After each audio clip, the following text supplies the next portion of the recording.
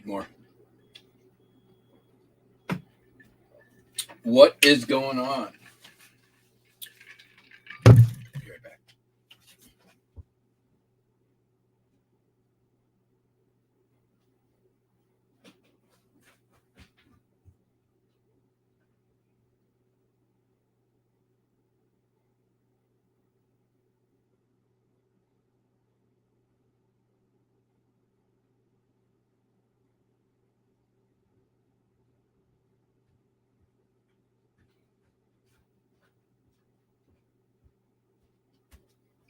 Anyone see any interesting news stories while I was gone?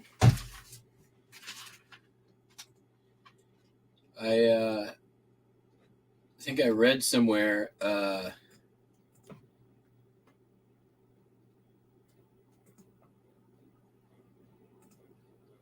like 8 people died in Reno about 5 days ago.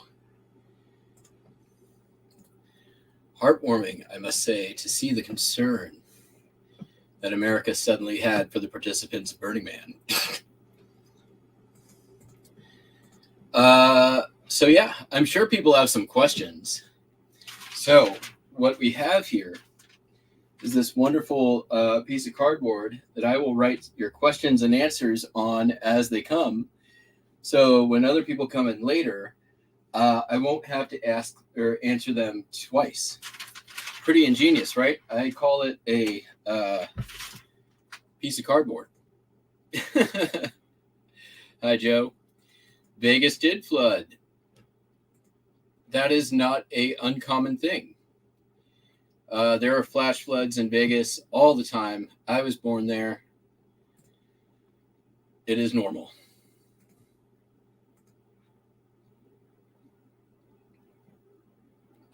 Let's see here. I just got an offer for a thing I need to respond to. So we got 170 orders to ship, almost 180.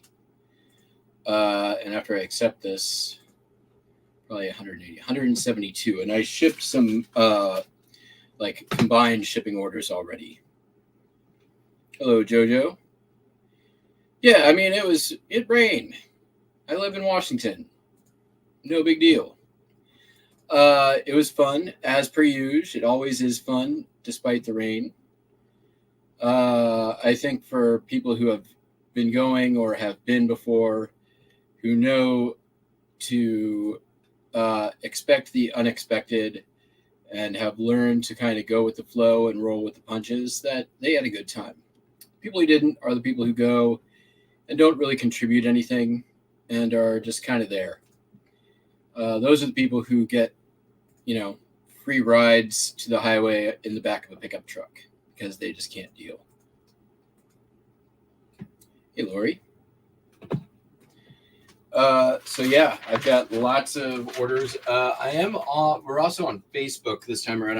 I can't see comments on Facebook. So people, if you are on Facebook and you want to leave comments, there should be a link in the description over on YouTube. If not, you can find me at Jackass Retro on YouTube, and you can come over there and participate in the chat, which is what I'm responding to here. So should be both on my personal Facebook as well as my business Facebook. Yeah, there we go. It is indeed. Actually, I'll put a copy of the YouTube link in the Facebooks.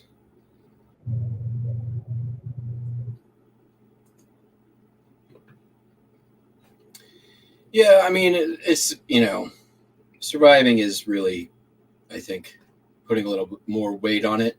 It was super interesting to see, coming back to see all the freaking wacko news stories that happened about it. The Ebola one was pretty funny. The rumors of the 3 people getting electrocuted and dying was kind of funny. That did not happen. Seeing the whole video of Chris Rock, Diplo, and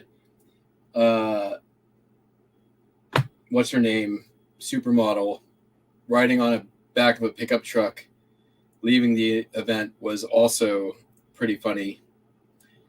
You know, I'd make a joke about Chris Rock getting slapped again, but you know, Chris Rock, Burning Man wouldn't slap Chris Rock. It's above that. Non-violent. Burning Man would never slap Chris Rock, but it sure would shake the shit out of him.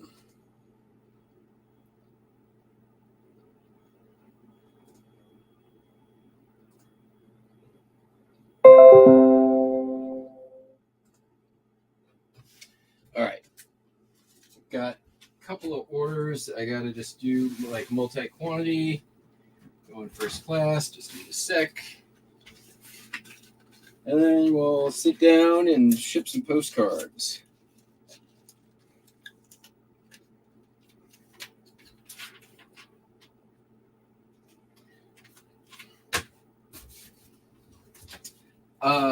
I completely forgot to order bubble mailers before I left, but I did find my poly mailers that I knew that I had, so that's good. Luckily, I've got a bunch of those stupid UPS things.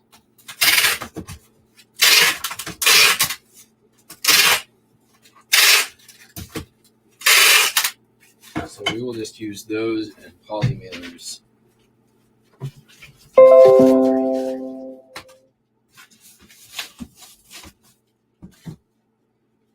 It is also a mess in here. I clearly did not clean anything before I left. As was also the plan. Oops.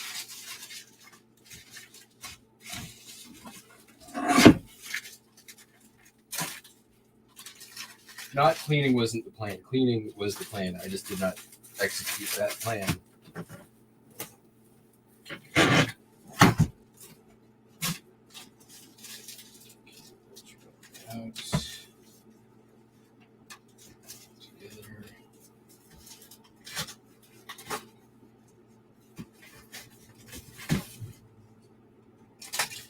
It was real interesting. Didn't get to do a lot of stuff that I wanted to, obviously, because it was a little difficult to get around, but didn't let that stop me from having a good time.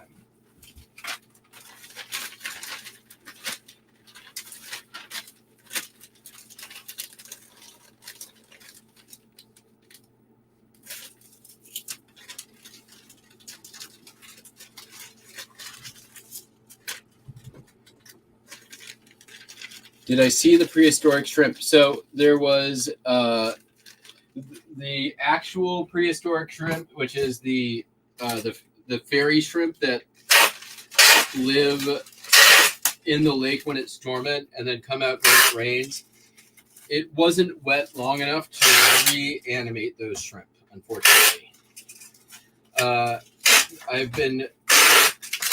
I've seen pictures and I've been told that the ground has to be wet for 10 to 14 days for the prehistoric fairy shrimp to reanimate, which what Lori's talking about here. They're called, I believe the name they're called is fairy shrimp, and they live in the dry lake bed underneath the surface. They hibernate. And when the lake becomes a lake, which does happen usually in the wintertime, the shrimp reanimate. And I unfortunately did not see them. Let's see, there's one thing I have to do.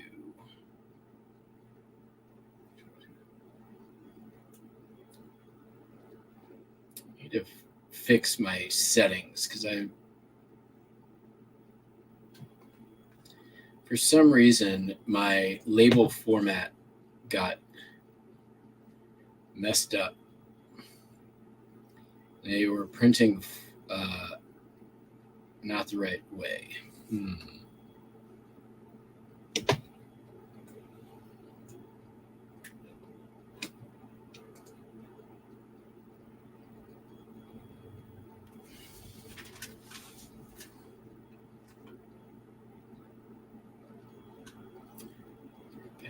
Print shipping label. Schedule pickup. Where are the shipping label settings?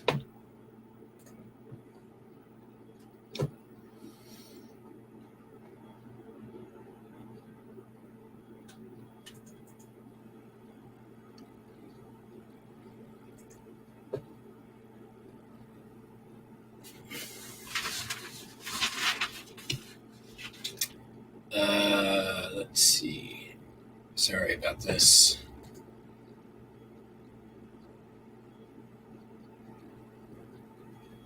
They're basically like sea monkeys.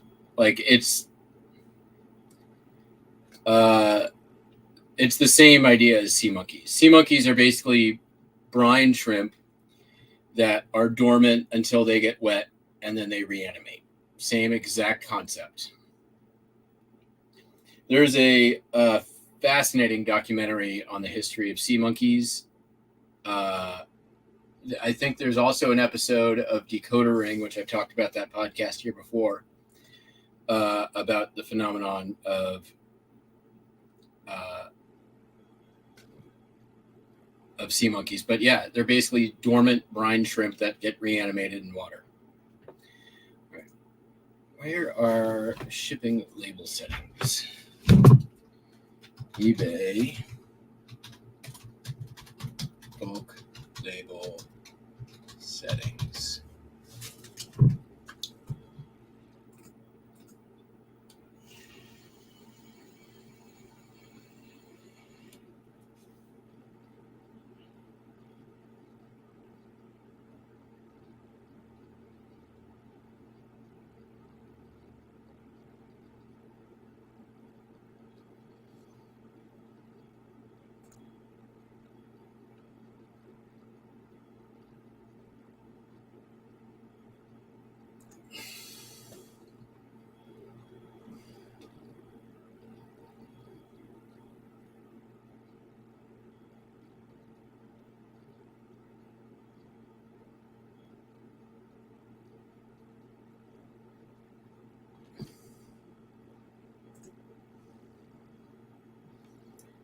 Is it not just, why is a stupid community post?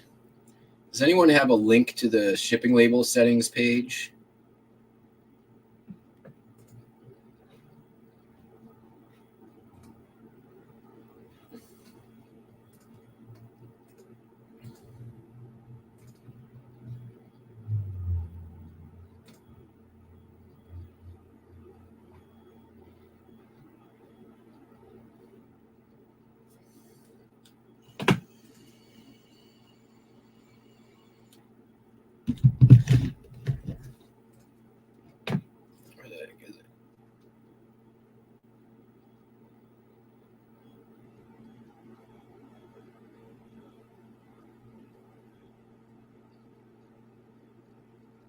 Ah, there it is.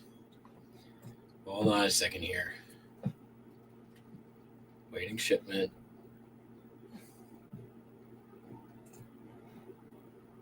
Yeah, so the event was fun. The most exhausting thing actually was the 14-hour rocket run drive home, which, man, I am still not recovered from. I did rested a lot the last few days that I was there, but yesterday, PDF 4x6. There we go.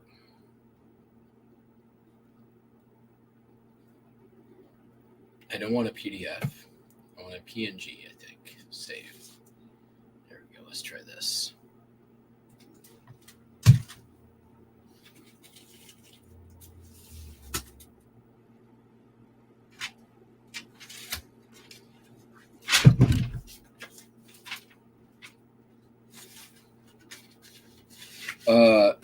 So that was our first question. Shrimp, no.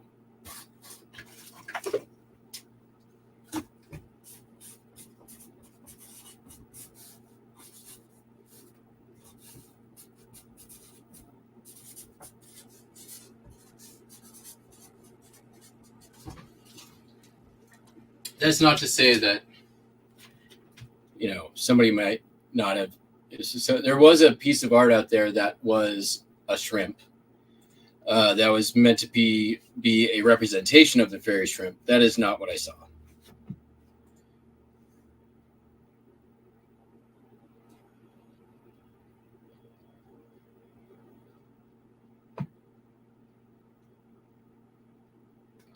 Thanks, Jack. Spam chat reseller room. Which is that? Is that reseller water cooler?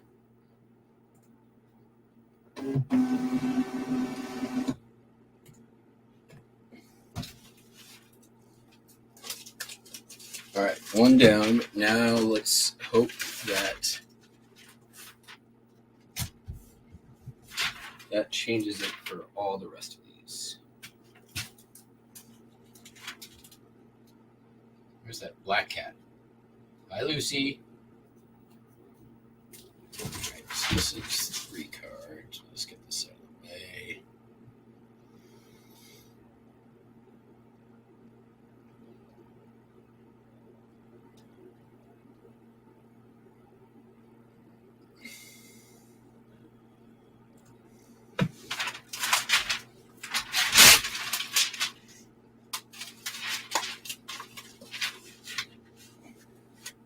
Oh, man. Something went wrong.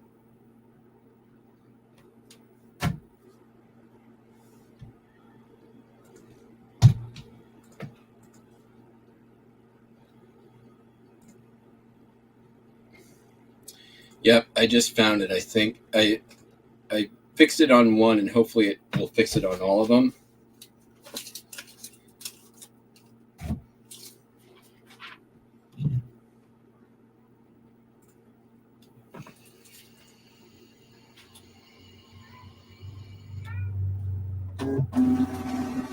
You want to say hi, Buster?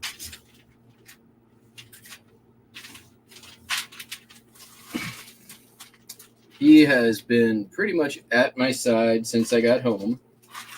After I got a good sniffing. Reports are in from his sitters that he was very well behaved. He's a little, doesn't trust everyone right away, but he warms up to just about everybody. Want to show the beans? Show the beans. There, oh, look at them beans. Show the beans. They want to see them. Show the beans.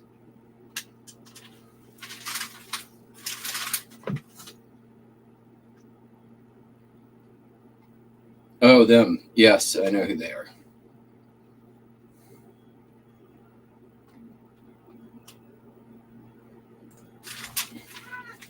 What?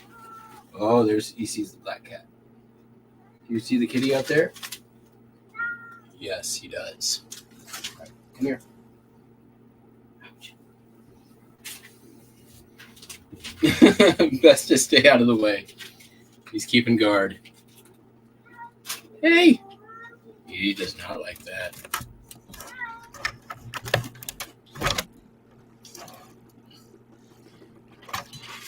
The black cat is just like, what? What? Buster! Oh, no, she hissed. Buster Wiley. Alright, we're going to get that cat out of here. I don't like stressing him out unnecessarily.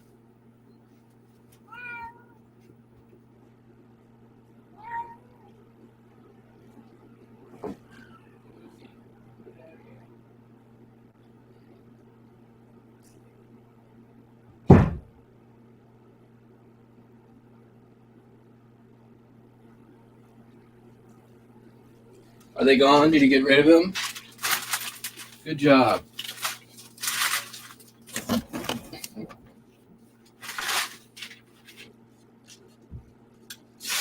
Can't even read that thing on the board. Let me fix that. Oh, there's now there's a white and black kitty at the back door. Go get him, Buster. The kitty's just chilling there, dude. And boom, that cat's gone.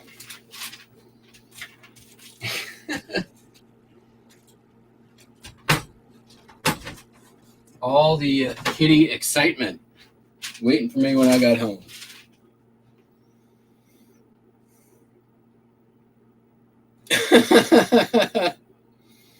They, yeah, luckily I didn't have to deal with any of that.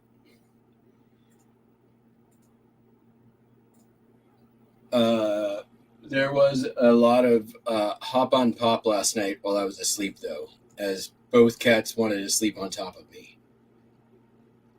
which is cute. I'm not complaining. All right, 3, 4. Let's hope this works.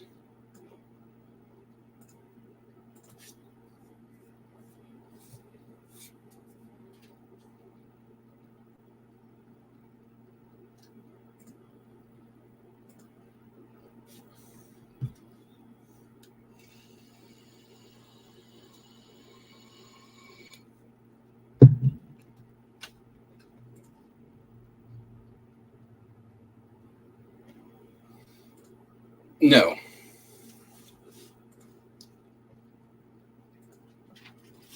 We'll put that up though. Streaking, no. This pen is not sufficient for this job.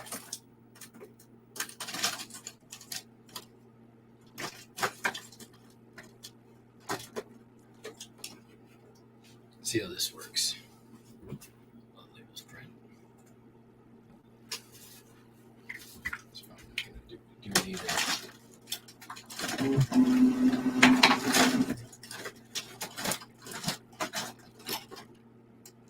Maybe this.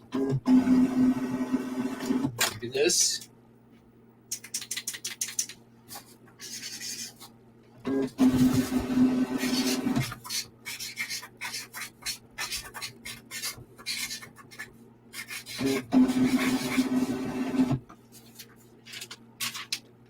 Still can't really see it, but whatever. We can just refer back.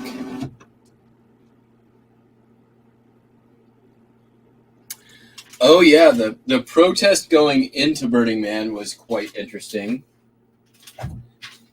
So first of all, those protesters were fucking dumbass. Dumbass protesters. I'll get to this in a second here. I will say, like, so the response to it, they moved their store or drove their truck through their RV that they had blocked the road with, which fine, like that makes sense. What didn't make sense is like the sheriff who pulled the gun on him immediately after. Like, they're hippie protesters in the street, clearly unarmed. There's no reason to pull guns on those guys. And they were like, we're protesters, which is fair. I don't think there was any reason for that. Yeah, but I also don't quite know what message they were trying to get across. What they think happens at Burning Man. Like, Burning Man really does strive to leave the place they have the event better than they found it. And that includes years like this where that's a very difficult job for the people doing the restoration work out there.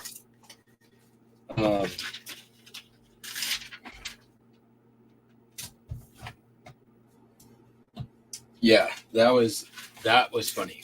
Did I stay for the burn?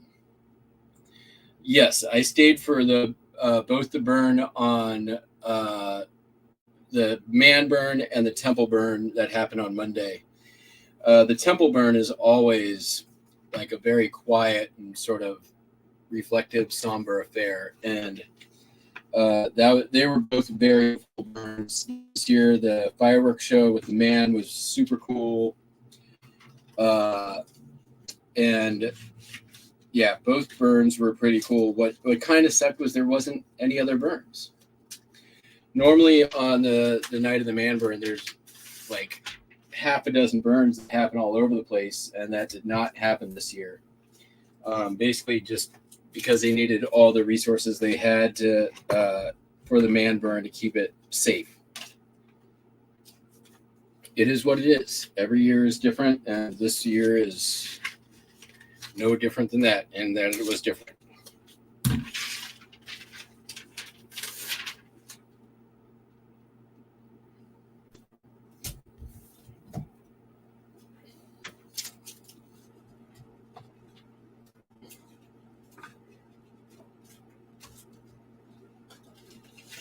All right.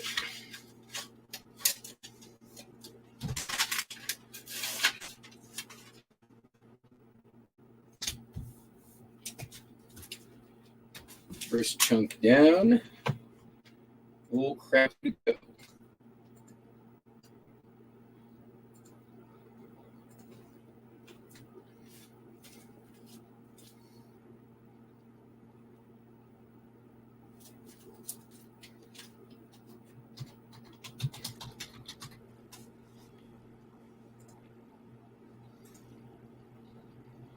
Let's do a slightly larger batch this round.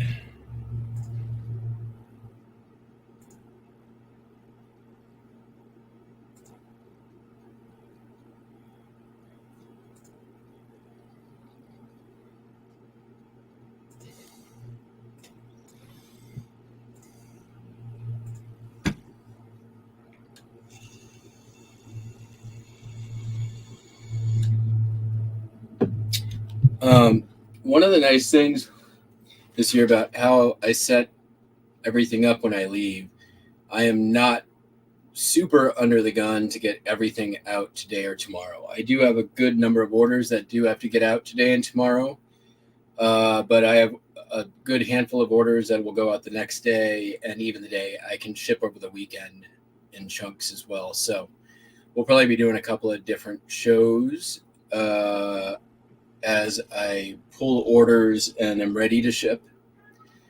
So keep an eye out.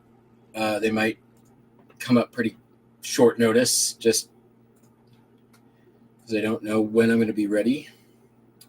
I had 171 orders waiting for me at the start of the show. And I did ship out about 3 or 4 multi-quantity, like combined shipping orders before the show started, just because I wanted to get those pulled and out of the way. I have no idea how many are postcards and not postcards, but there wasn't really any. There was only one day that really was crap while I was gone. And that was like, I think, a $99 day, and that was one of the days of the holiday weekend. And there was most of the other days were like pretty normal. The graph, there was a couple of lowish days, but nothing like as terrible as last year. Last year I had like a couple of $80 days and a $60 day. That did not happen this year. I'll have to see kind of like long-term effects, because what I did this time is when I came back and did shipping last week, which was definitely something I would do again. I feel like that was the right move. I set, when I left again, all of my handling time at 5 days, and then I didn't change it. So the benefit of that is I'm not under the gun for a lot of these orders. The downside of that is, I have a lot of orders that are overdue shipping, but I figure that I'm able to absorb that appropriately, because the vast majority of my orders ship on time. And when I say the vast majority, I mean like 99.99% of my orders. More than that, it was 99.9 when I left. So even though some orders are going to ship out late, I'm not going to drop below top rated. theoretically. We'll have to see what happens.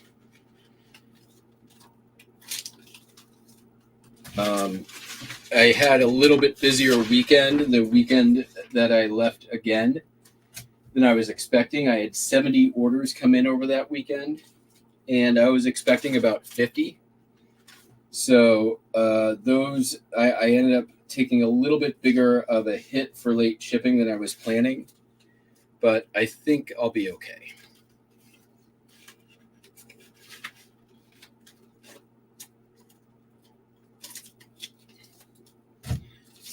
So this,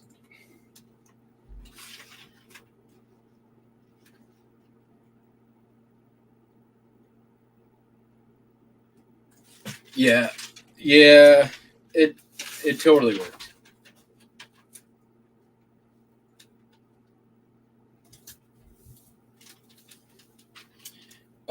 I think that if I ever would plan on a vacation where I can, it's a couple, maybe a 2-3 hour flight back from wherever I am, and I'm planning on being gone for a while, it's worth the quick jaunt home to go back again, to just one, I would have had, again, 300 plus orders to ship over the next couple of days, which I don't want to do. I'm tired. That drive is serious business, and it takes a lot out of me.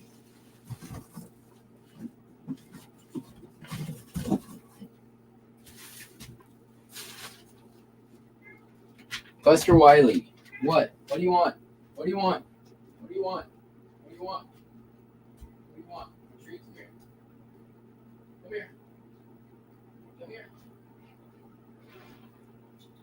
Come here, Buster.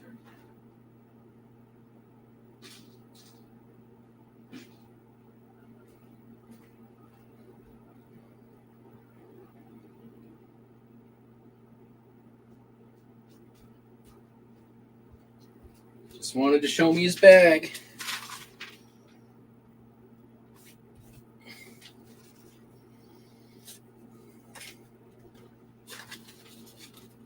And I mean, in his defense, it's a very nice bag.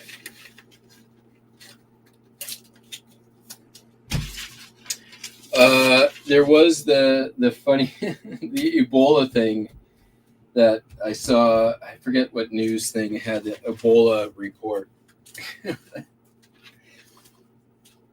That, I mean, is just immediately like the entire throughout the event was just shit mocking that hard.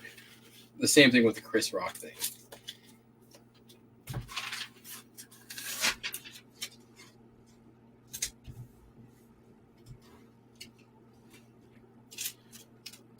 There were some very funny news stories.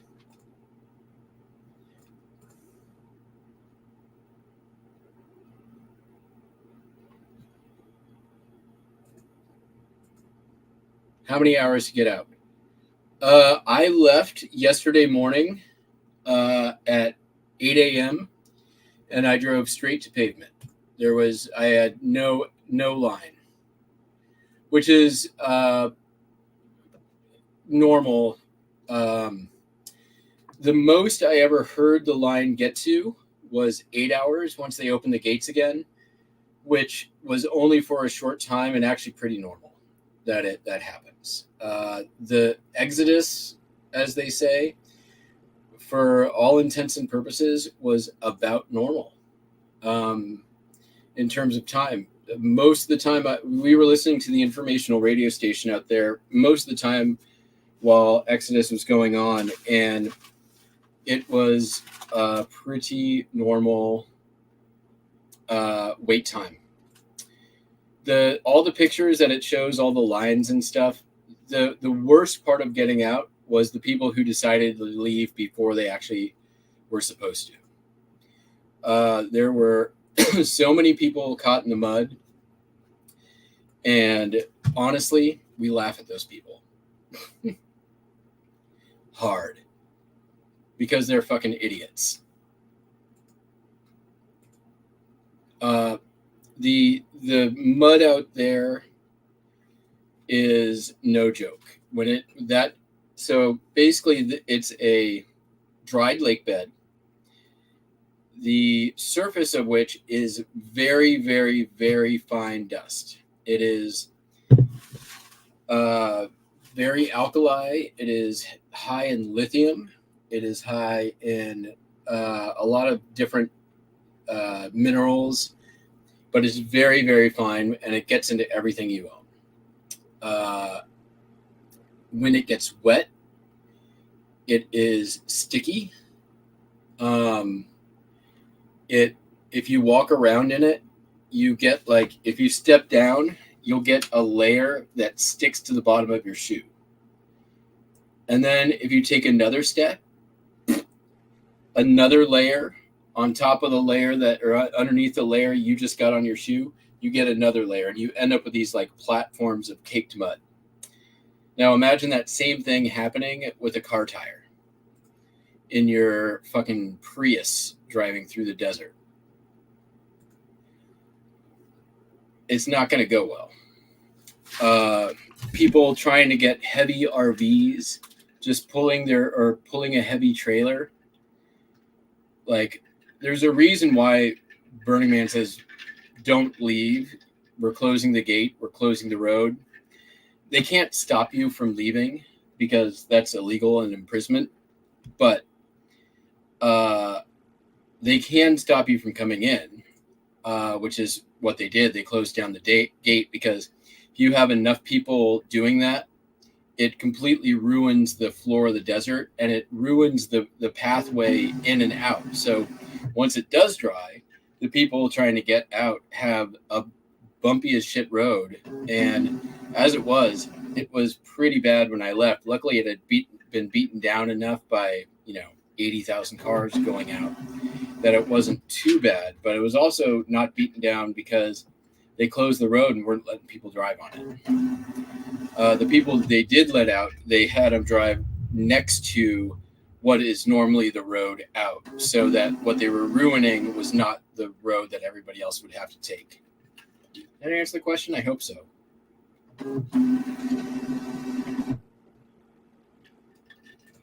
All the people who walked out either probably didn't have much, or sent their stuff home with other vehicles, or they were pieces of shit and left their stuff there and just left on foot.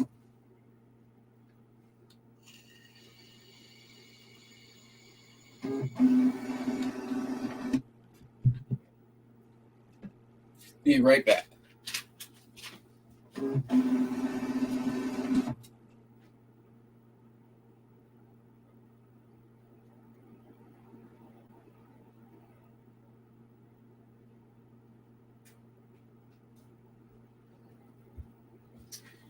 So when you see the video of like Cindy Crawford, Diplo, and Chris Rock riding out on the back of a pickup truck, they basically camp in what people call plug and play camps. And they're basically like these camps that are just set up that people can, they're like mini resorts at Burning Man. They're not interactive. Generally, they're looked down upon by the people who go there. Because they don't really add anything. They're just these, hotels in the desert for people who have money, in a nutshell. So, that's why when you see Chris Rock and Cindy Crawford and Diplo ride out of the desert, with only the clothes on their back, that's actually probably all they brought. They probably have camp managers who will send home anything they left behind to them. They probably, all they did was just buy a ticket and pay like $30,000. And, what do they get out of that? They probably get a trailer, an e-bike, all their food, all their booze. They probably get, some level of concierge service out there, which really, they're spectators. They're not there to add to the experience. They're there to mooch off the work of other people, right? The event gets built by people, and if you just show up and walk around and are a looky-loo, that's not the experience of the event. That's not the one I have. That's not the one of the people that I camp with or the people that I know from the event. The people all my friends in the event work their ass off to make it happen. Most people who go for the first time, the first thing that they are trying, they kind of try to figure out is what can they do, right? Like there people who go for the second time, the first time you go, like people go, it's like, it's a little overwhelming. People don't expect people who go for the first time to do much, because it's a lot. Honestly, like the first time I went, like, I helped build my camp, but once that was done, you don't see the newcomers till like Thursday.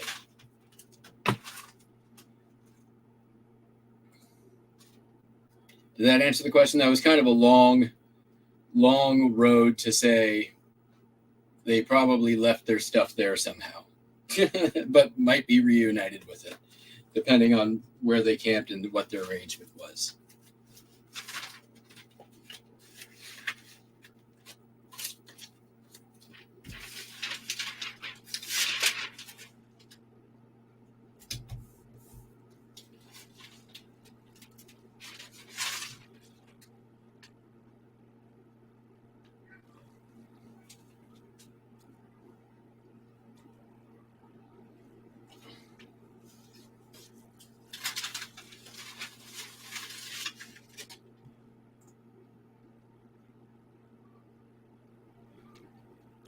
Oh, yeah, this question. Sorry. I stayed in 2 tents this year, which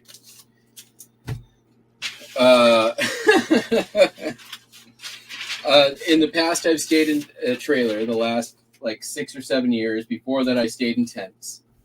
This was my first year that I was back in a tent. I had 2 tents, one for me to sleep in and the other for the rest of my stuff, which my stuff stayed dry. Both of my tents were under our conduit shade. So basically we use 1-inch conduit, metal conduit, and basically use that as a structure for our overhead shade. And we put tents under that. I was under that, both my tents, but when it rained, one of the edges of the tarp that is the shade part of that was draining in front of this tent that I slept in. So there was a giant fucking mud puddle in front of the tent that I was sleeping in. So after it rained, I just slept in my car. I just moved all my bedding into my car and I slept in that. But my stuff stayed dry the whole time.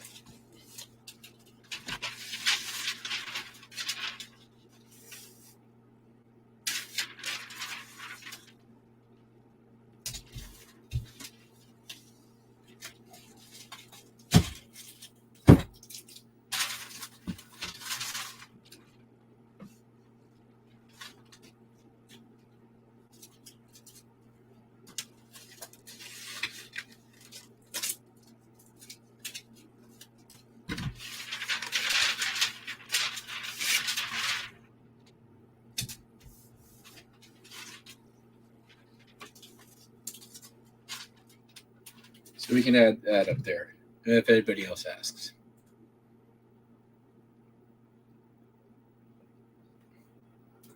Trailer is a good way to go.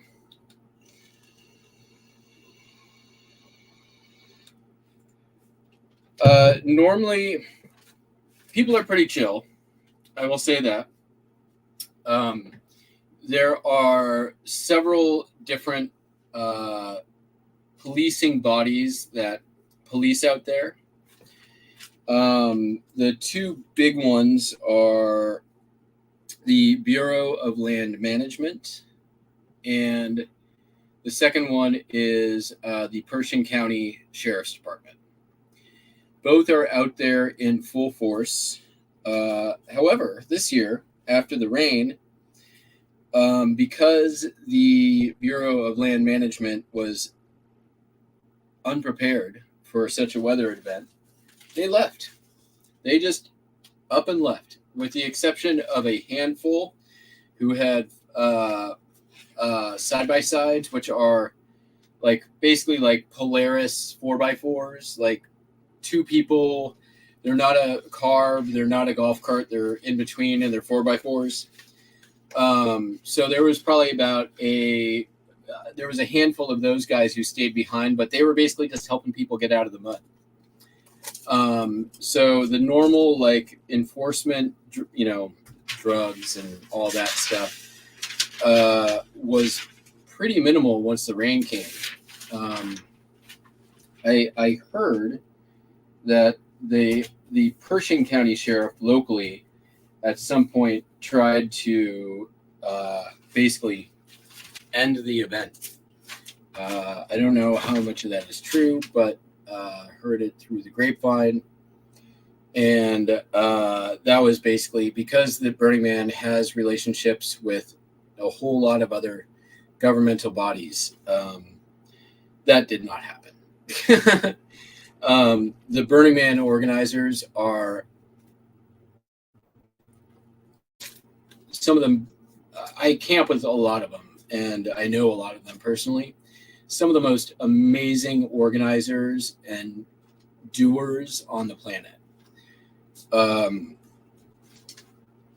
I camp with one of the people who, or actually a couple of the people who run the regional network, which is the network around the world, actually, of contacts in cities. There's probably one in your state and city for local presence of Burning Man. I actually used to be the regional contact for Seattle,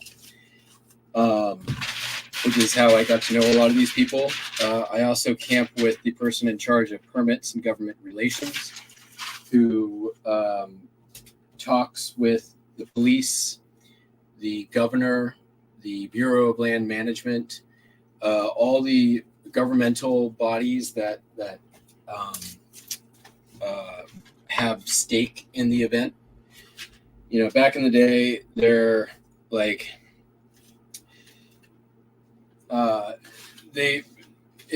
I'll just put it this way, it took a while for a lot of these governmental agencies to realize that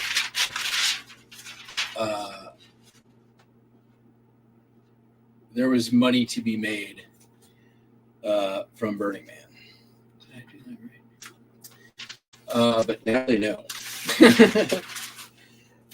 So there is a definitely symbiotic and give and take relationship with a lot of these agencies, that the people who manage these relationships are fucking amazing and top of their game people.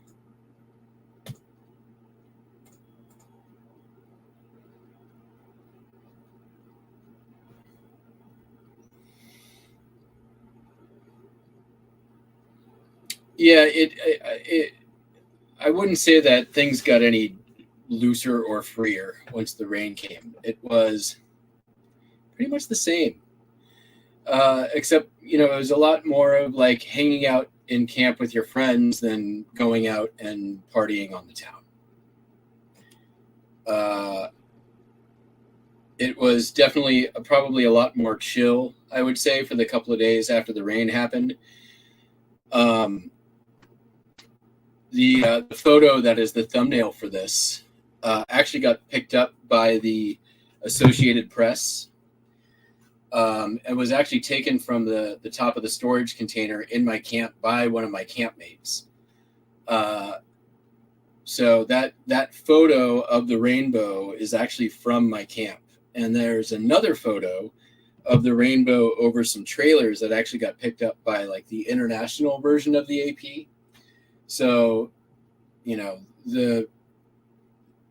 our camp, which is usually just a staff camp and pretty quiet and under the radar, ended up all over international and U.S. media this week. That was kind of funny.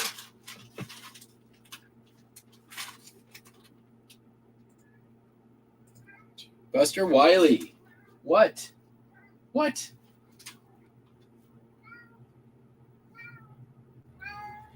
Buster.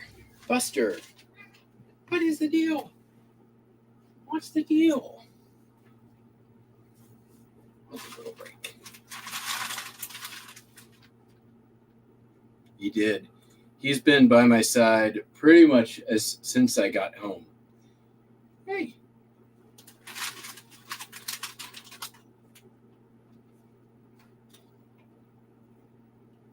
You want to show some beans? Show the beans. Oh. So many beans. So many beans. All right.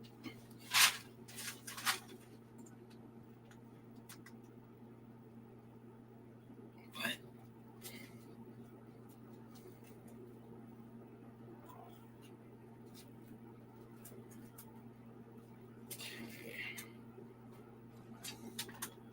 Hey.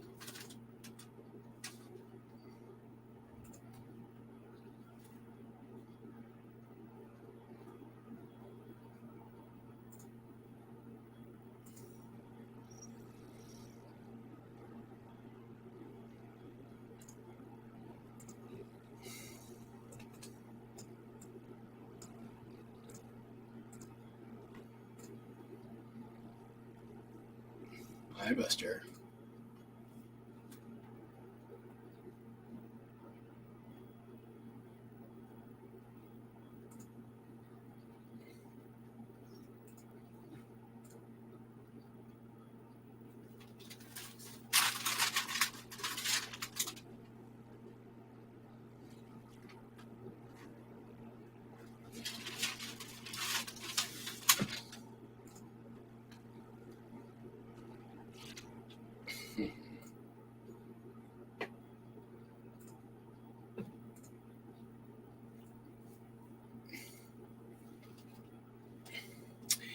Yeah, there was several years where there was a pretty oppressive police force out there.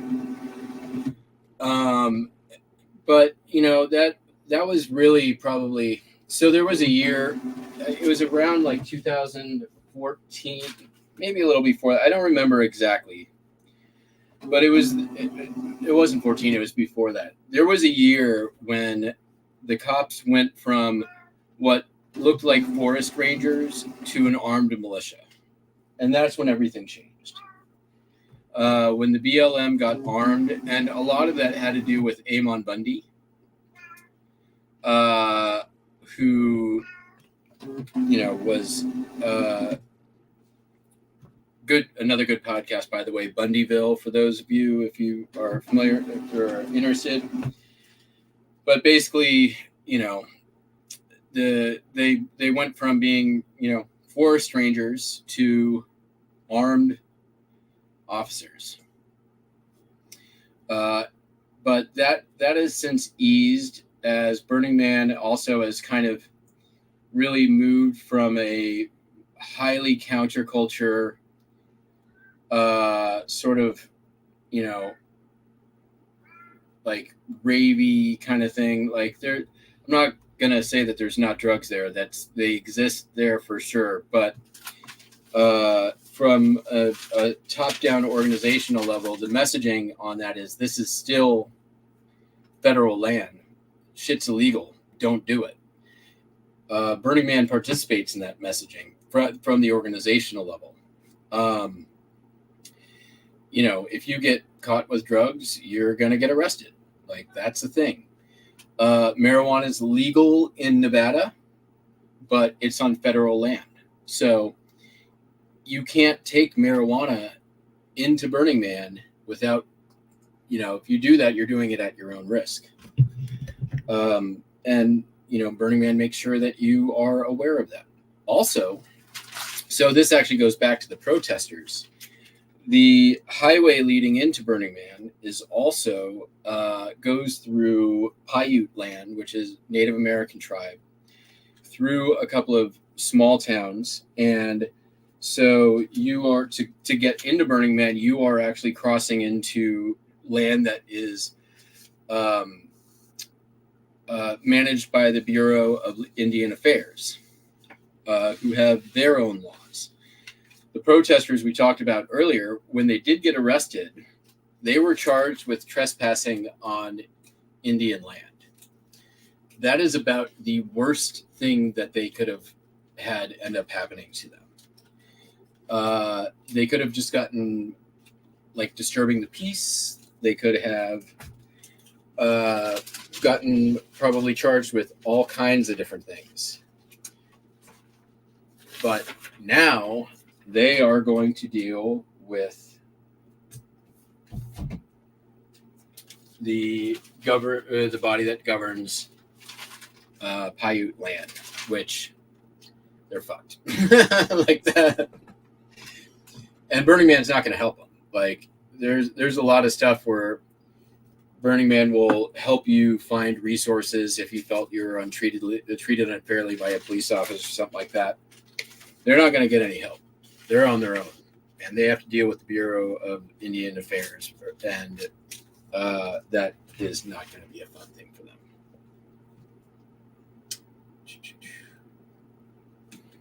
Make sure I got those right. I did get those right. Okay.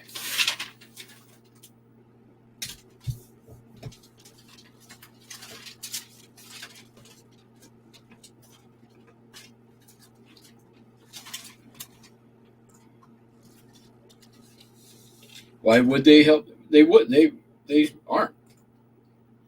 If there's people who have interactions with law enforcement, they feel that they were treated unfairly, or if they were, say, illegally searched or something along those lines, there are third-party resources that often work pro bono for people who are in attendance of the festival, that can assist with legal help.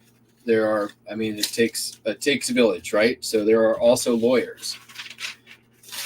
But, when you block the entrance to an event, you're not going to get any help.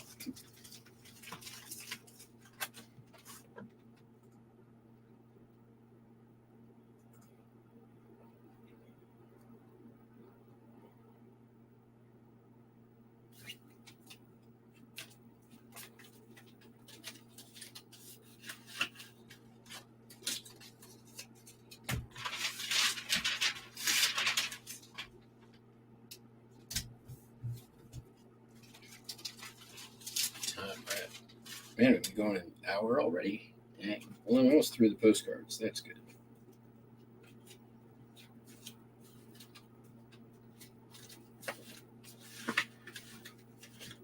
I didn't pull all the postcards. Just almost through the postcards that I pulled.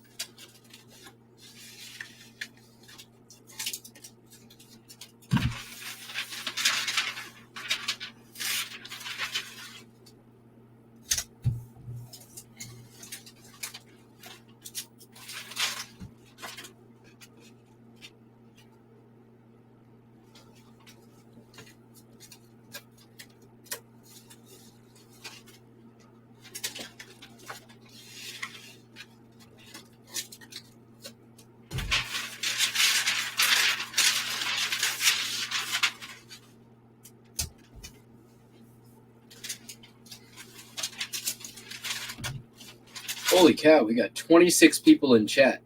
Thank you all for coming in and joining. If you're not already, please do subscribe. I go live normally almost every day. It's been a minute, but we'll be back to our normally regularly scheduled programming soon enough, I think. We'll see.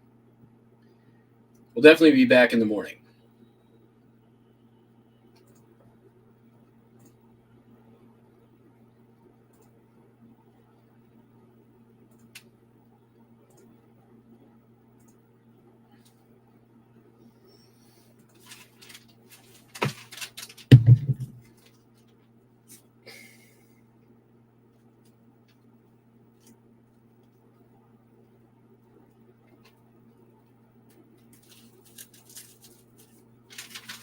All right, I'm going to take a guess that there's 7 there.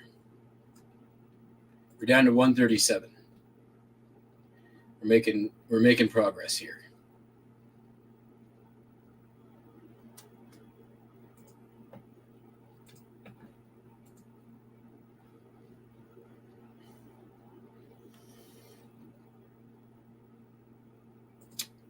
So here's what I did.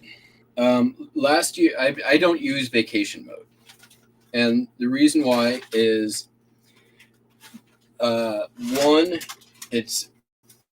I am positive that you get suppressed in search by doing that, and not that that isn't bad enough, but eBay also marks all your listings with what I basically consider a scarlet letter that says you're away from the store and won't be returning till such and such date.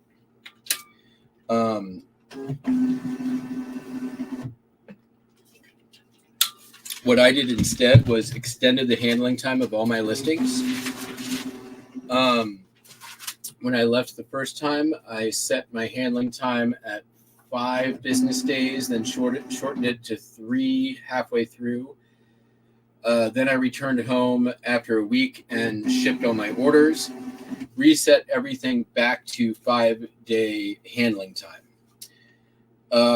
So what's the downside of that is that I have orders that are shipping out late, but I'm able to absorb that because I am top rated and I have started out before I left with 99 point something. Got to change my. Is it all of it? Oh, nice. We got exactly the right number.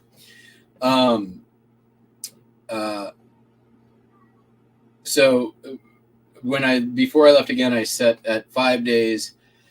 So I did end up with about 75 orders that are overdue for shipping. But every customer that ordered, I messaged up until Wednesday that I'm away from the store. Thank you for your purchase. I'm away from the store. Your order will be shipping on the 7th or 8th.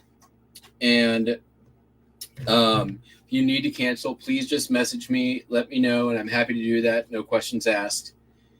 And when I came back last week, or actually 2 weeks ago now, it was on the 24th, I came back to do shipping. I had 130 orders. Today at the start of the shipping show, had 171 plus another, just about 181. I had 1 cancellation out of those 300.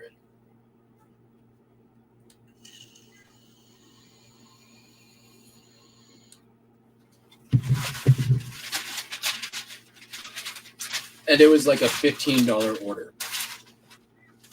Buster Wiley, I'm busy.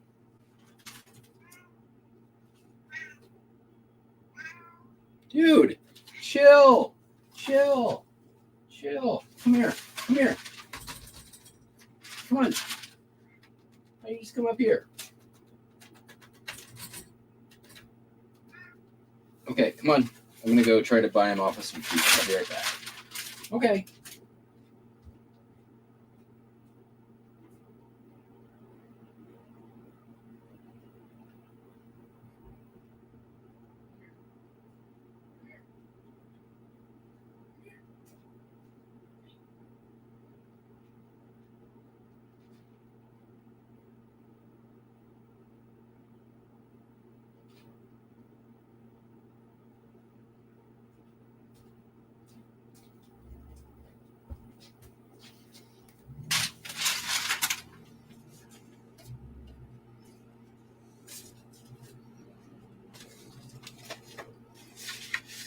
All right, where were we?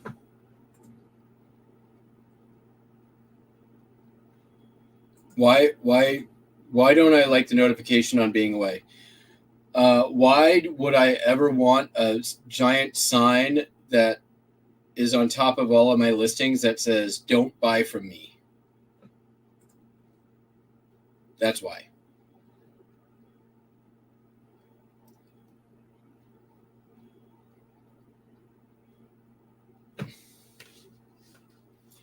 For the same reason why they put candy bars next to the checkout counter at grocery stores is why I don't want a sign at the top of my listings saying, "I'm not going to ship your item for a week. Here's a reason not to buy this item." It's very, very basic shopping psychology.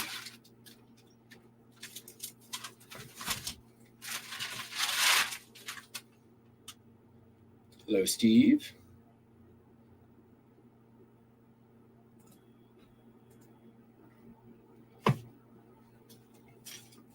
I worked in sales for a long time, and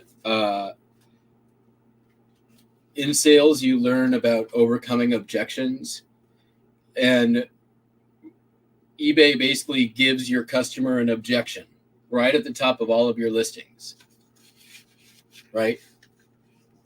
Well, I don't want that. It's once I have the customer's money, right? It's a lot harder for them to go back and say, "Oh, cancel my order and send me my money back," than it is to just not give it to you in the first place.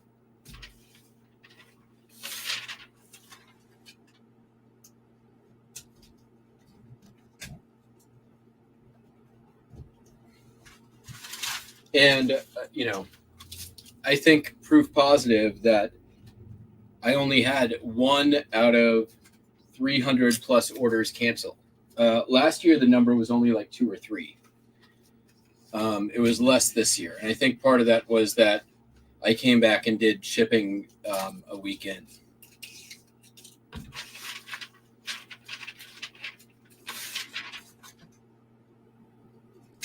I think that if I hadn't done that, I probably would have had a couple more cancellations.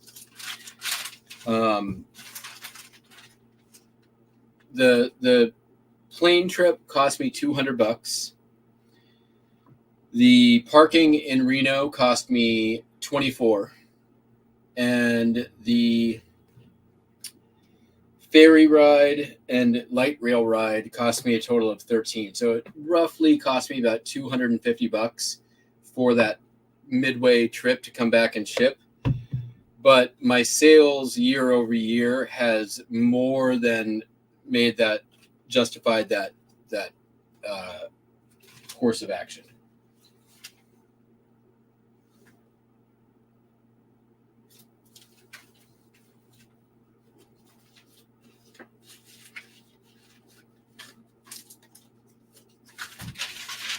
There was I had a few days where I was over $500 while I was gone. That didn't happen last year. I don't think I broke 300 one day while I was gone last year. Now I can't say with certainty that it was only because I did it this way. But it is the most significant change year over year that I did versus when I went last year. So I think the combination of how I did handling time and everything is really what kind of I don't want to say saved me this year, but saved me this year. Last year was pretty rough, and there was some pretty long lasting effects from having that set up the way I did last year. I don't really feel like my store recovered until January.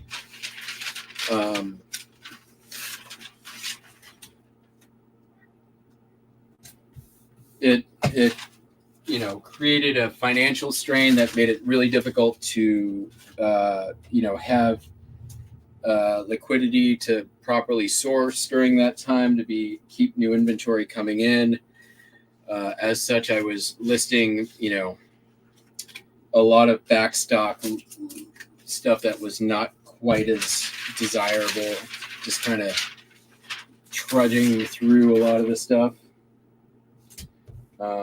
So yeah, I needed to do something different based on my experience last year.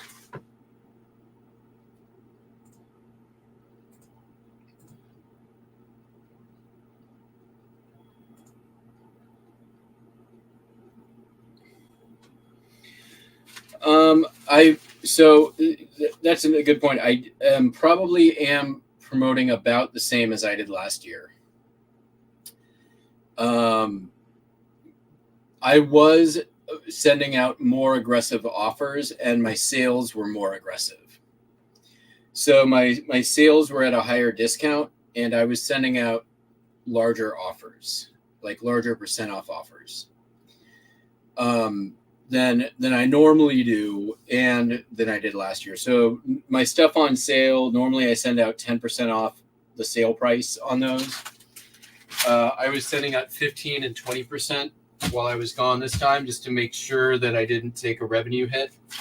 So that was another change as well.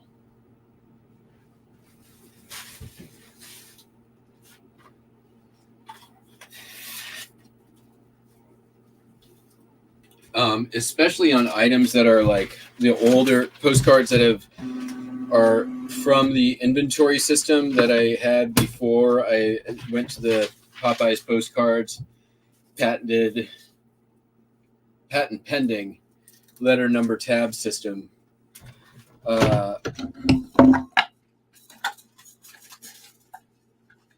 Like anytime I see something come up that I can send an offer from that means it's been in my store since pre-2022.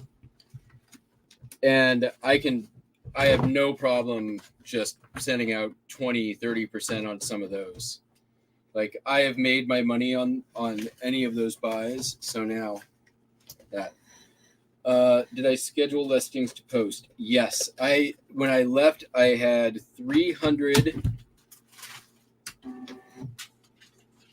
So I might have had a little bit of effect from late shipping, but I don't think I can get too punished because I'm still top rated, shipping within top rated range.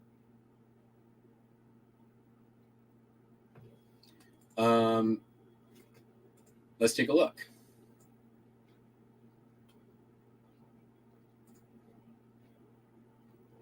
I can get the eBay page to load.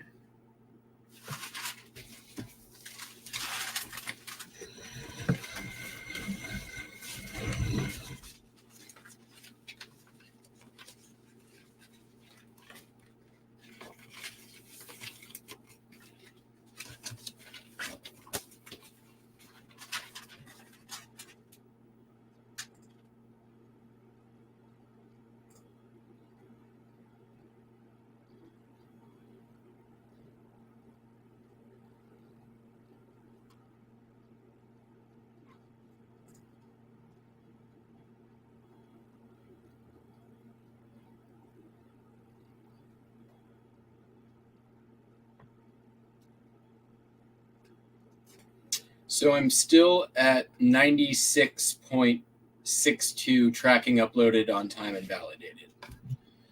So I knew I was going to take a hit there.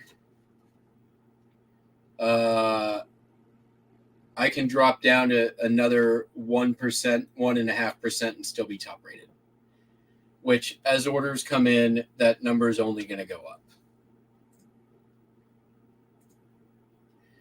And I have 14 days to pop up over 95% again.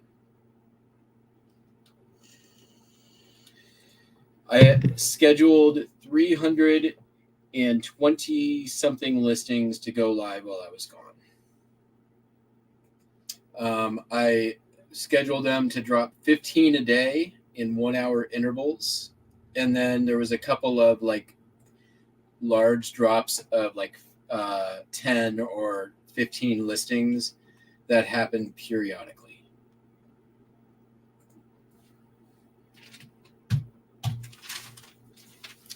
I did, to be like blunt about it, I did a fair amount of work before I left to set myself up for success this time around that I didn't do last time.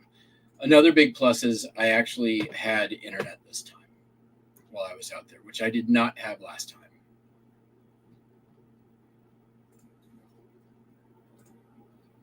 So I was able to send out offers every day.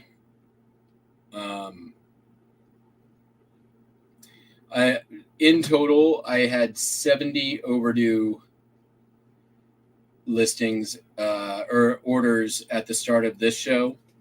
So there will be 70 orders that are late out of however many I sell. So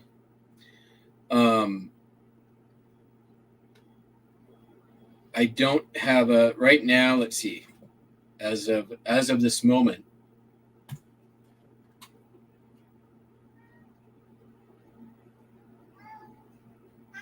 Buster, just chill for a minute.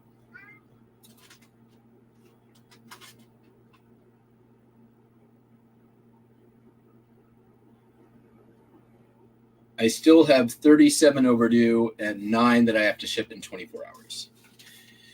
So basically, there's whatever came in today, those 37 plus 9, which is 4654 orders between yesterday and tomorrow to be technically caught up. That's not too bad. Dude, just give me a few minutes. He's being a real pill. All right, let's get the rest of these postcards out here.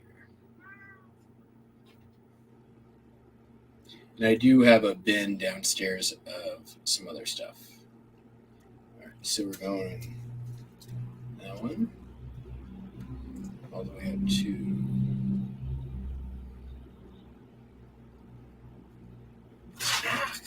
Buster.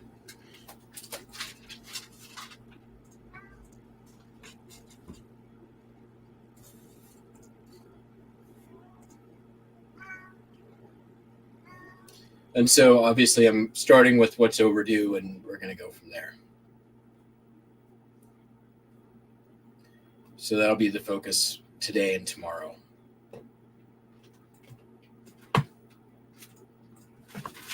Hey.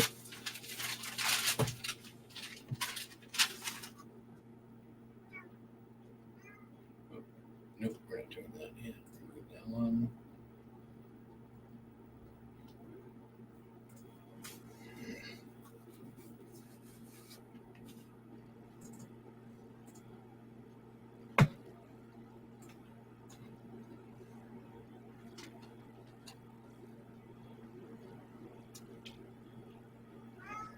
I'd like to get the total number under 100 tonight, which I think is pretty doable.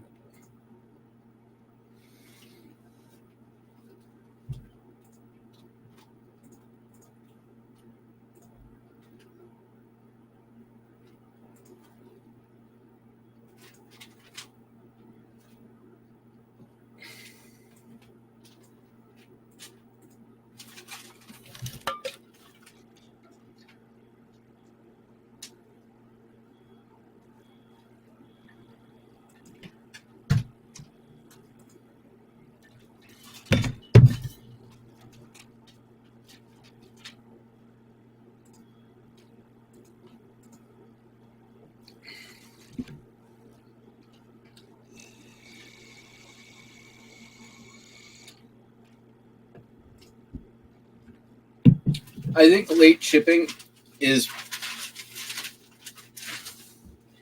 like I knew that I would probably take some kind of hit for it. But as long as I've got that number above 95% by the 22nd, which is when my story view happens every month, I should be fine in theory. That's my theory. I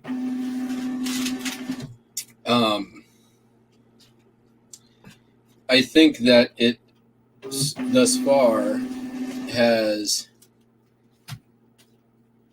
I have had less of a hit than I did with 20-day handling time or 15 business day handling time or whatever it was last year. Reprint that one.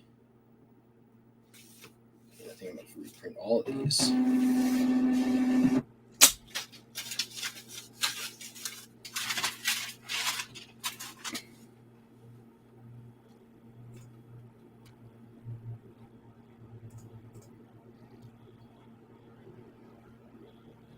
I've had that happen too. I hate that. I feel the same way about negative feedback, especially when it's not due. I did get a negative feedback while I was gone, unrelated to the trip. It was for something I shipped out on the 8th. I mean, I got a rain bath. No need to worry about me. I was fine. Most of the stories that were on the news were garbage.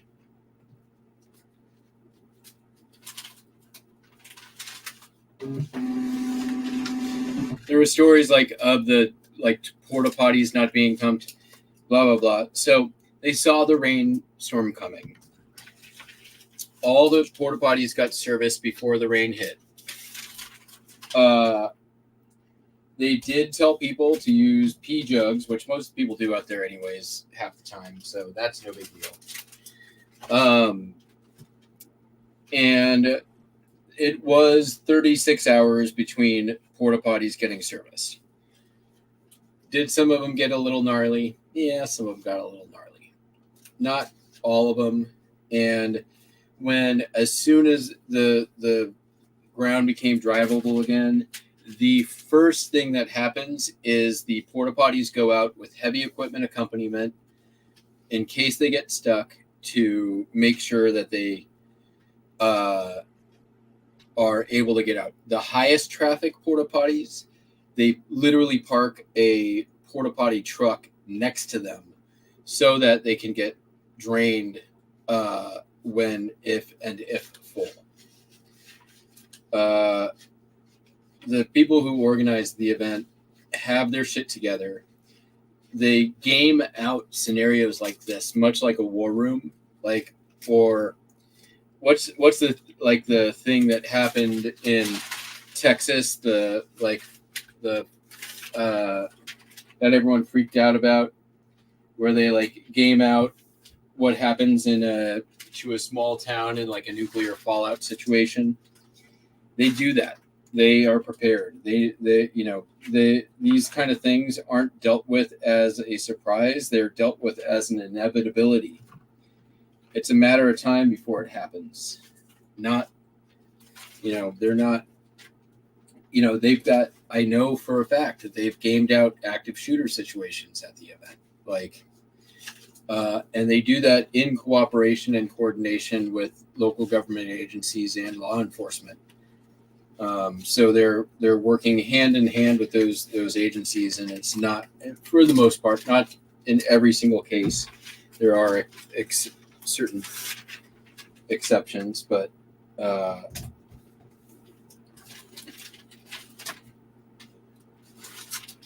people who work for Burning Man are people who have not just very unique skill sets, but also very highly tuned skill sets that are invaluable. And the person who organized Burners Without Borders, which is a outreach organization for people in disaster, yes, they do that too, was in Maui the entire time during the event this year,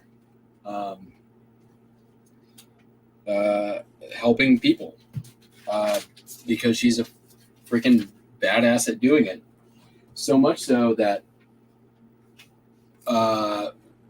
she's been on the ground before where government agencies actually end up going to them because they have figured out well before the government has what is working on the ground in disaster situations.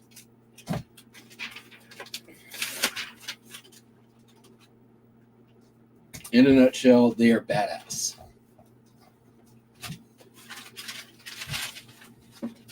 But that's not the stuff you see on the news. Instead, you see people, 3 people get electrocuted. Not true. Ebola. Not true.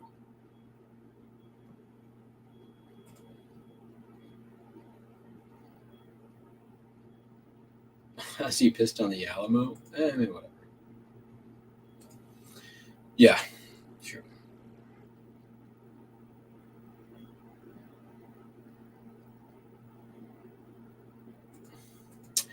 Yeah, it's because I have so much other positive feedback that I can't. Yeah, this is what Ping said.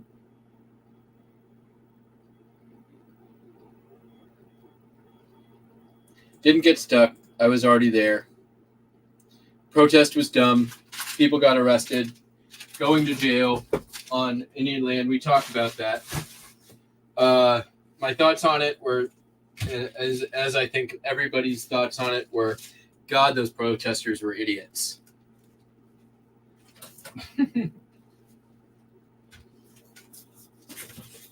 They were more or less a laughing stock. Sure, they got picked up by world news organizations, but what's their message? Nobody actually knows what their message was. So, complete failures. Enjoy the enjoy Bureau of Indian Affairs and Paiute Jail. It ain't gonna be fun. They were environmental protesters.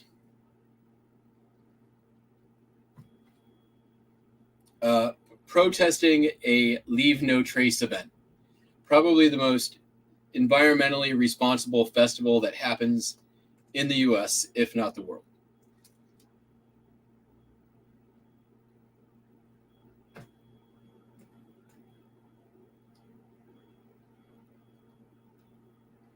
All right.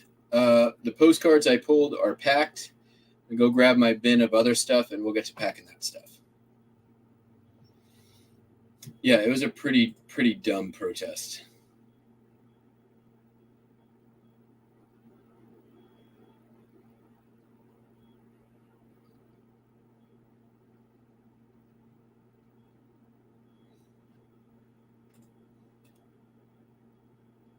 Like, you want take your shit to fucking Coachella or Bonnaroo, hippies. All right, I'll be right back.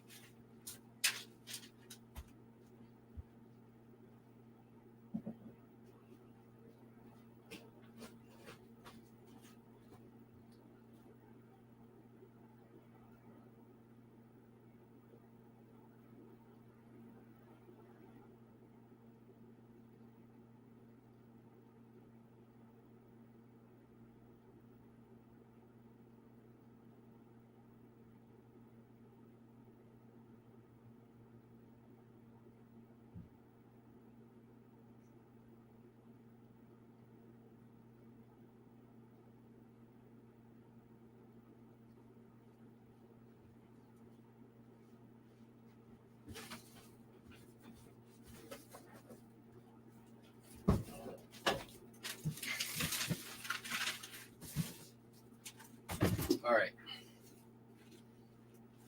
Yeah. Found my poly bags. I knew I had them. I could ship something in that.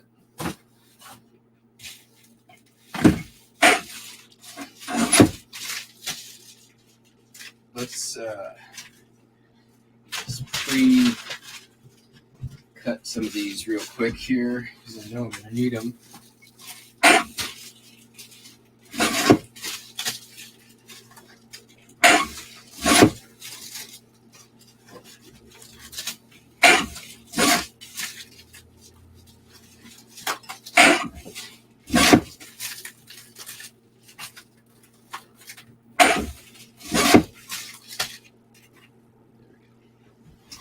All right. Let's do it. First up.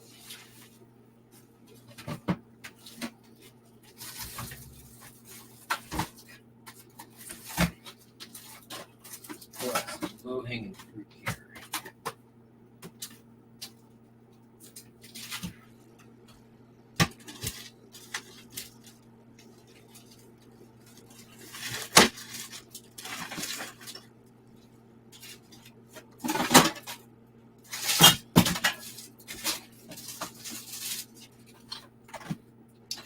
These are semiconductors. They are Bussmann semiconductors. There are 10 of them in these boxes. What do they semiconduct? I assume electricity. They sold for $18.85 a piece. Customer came in and bought me out. Total order, including shipping, is $203.58. That was a nice sale to come in, and even nicer that they didn't cancel.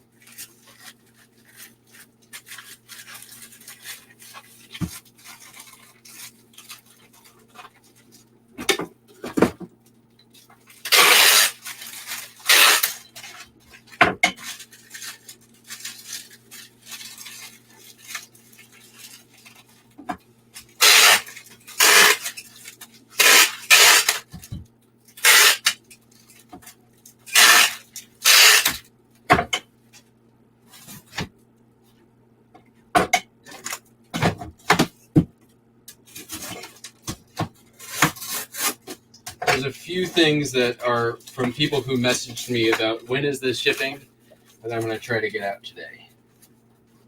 Just to make sure we get them out.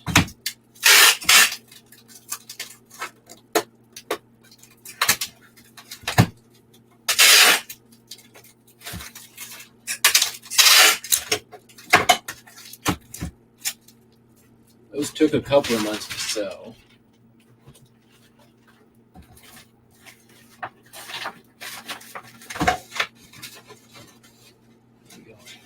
Texas, yep. Flat rate envelope is indeed the way we're going here.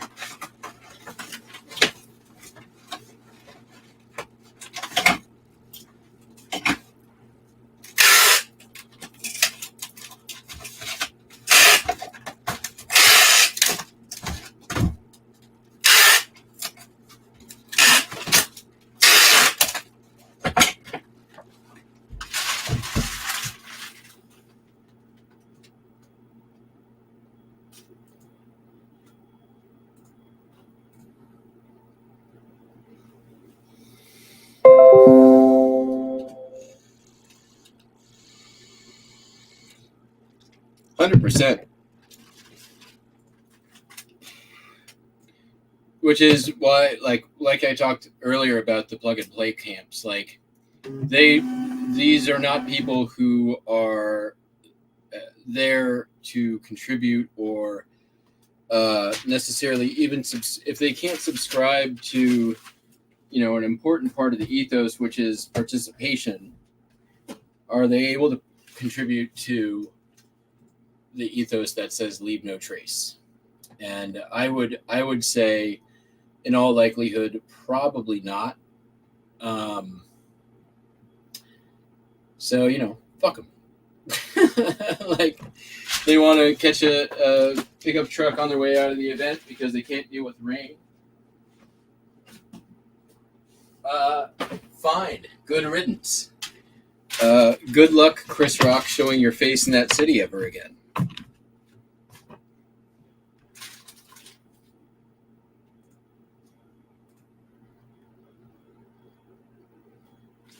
Next up, I sold a jacket.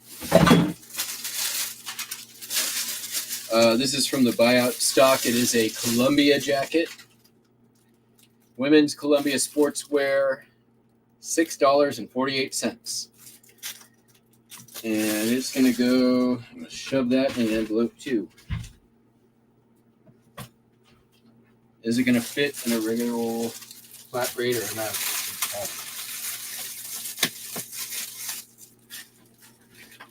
legal. It's going to go legal. It's going to Vermont, so...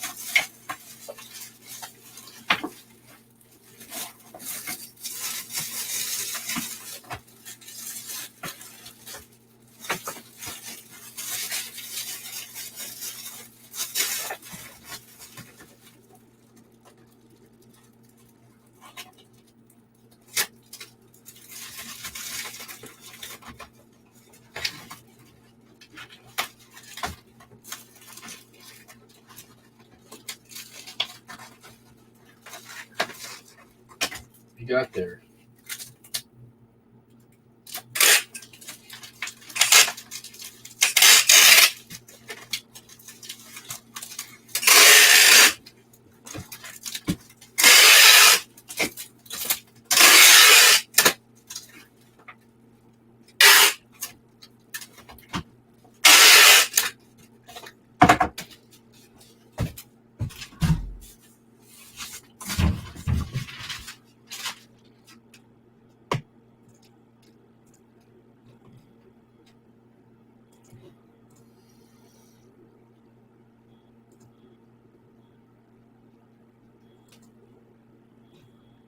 $20 people. Thank you all for coming in for this late night edition. We're about an hour and 40 minutes in.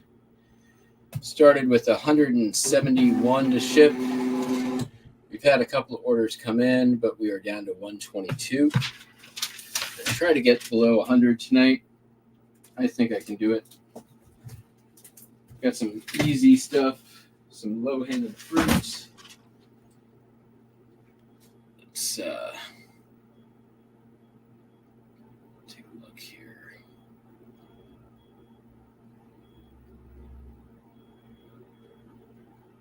Oh, yeah. We good. All right. Sold this paper dress. New in plastic. I got this out of the House of Horrors back in November.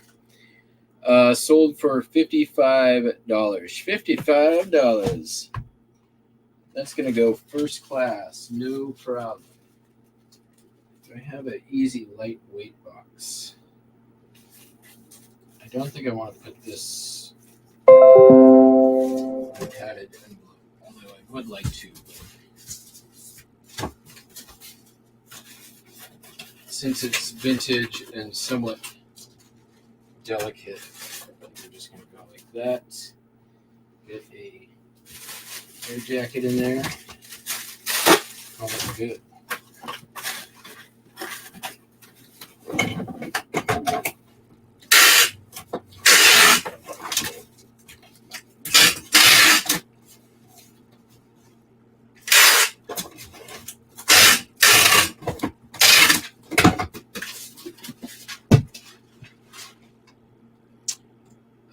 If there's people in here watching on the Facebook, I am live on YouTube right now. That is where all the chat is happening. I can't see any comments on Facebook if you're over there. So come on over to the eBay or to the YouTube. It's fine. It's more fun anyways.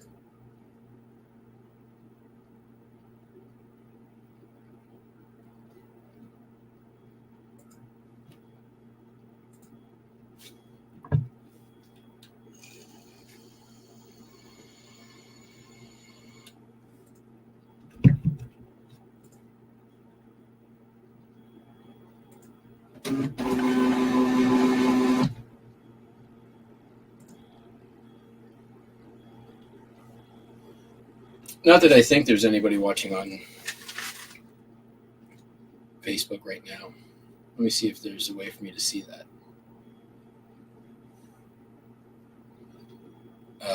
The answer is no. See you, Lewis.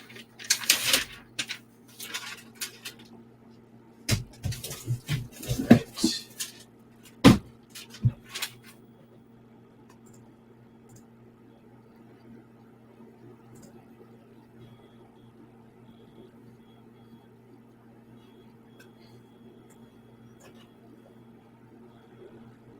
Okay, I sold a lock.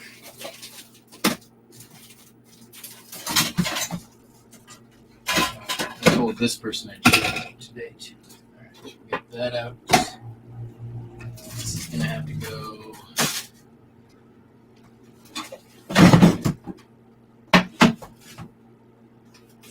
Oh, and this. All right.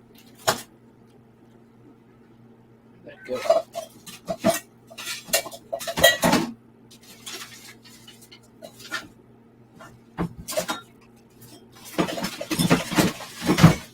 There it is. A lock. I bought this before I ever sold on eBay and found it in the bottom of a bin one day. I'm like, oh, I should probably sell this.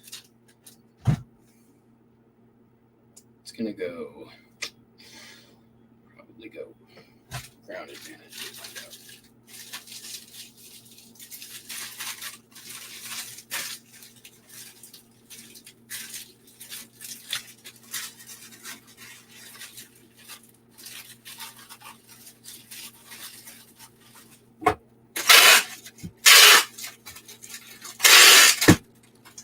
Bought it for my old house. So we had my old apartment. That's exactly one time. So we had a secret key to be able to get in. Has a combo on it, little secret container. One of those things. So I actually, when I bought it, I got two of them. It was basically buy two for the same price. But I only needed one, and as such, it's sat in the bottom of a bin for 5 years until I found it. Like, oh, I should probably sell this on eBay. All right, we got a 1 pound. Buster Wiley. You're being a butt.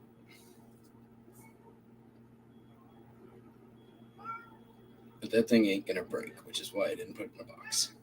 Hey, you just chill, okay? I'll be done soon, and then you can hang out with me on the couch.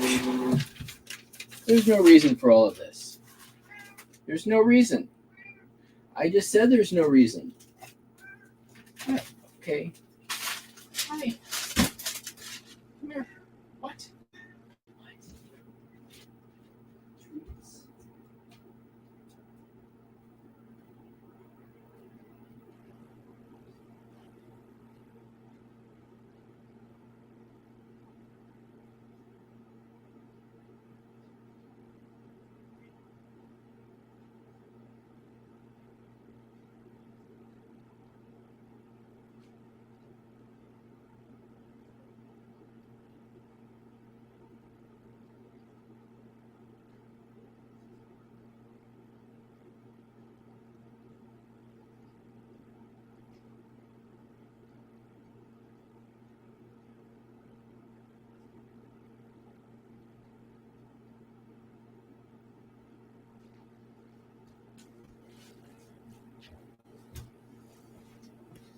All right.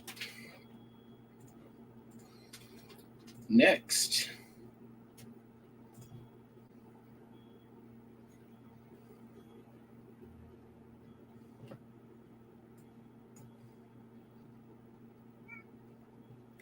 Sold a cup. This U.S. Navy enamel metal cup. A little measuring thing on the inside too. This is one of those things. Because I live in a Navy town, I find this stuff from time to time.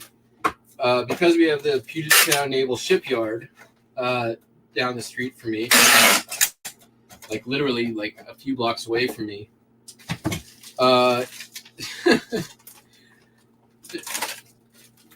There's many years of people just taking stuff. And this is one of those things. I find tools all the time that have USN etched into them. It's a surprisingly common thing. I was at a yard sale one time, and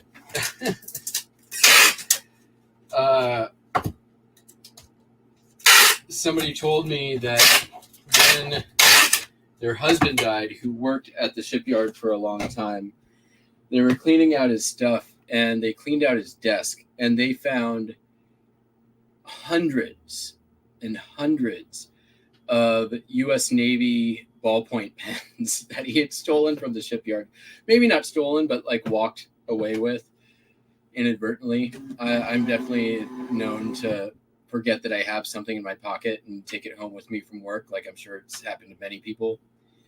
But yeah, there's a lot of stuff like that. I don't think somebody accidentally walked home with the cup. But yeah. All right, then we sold a belt buckle. Well, a couple of belt buckles, but we're shipping this one right now. It's a Longhorn Steer. This came from the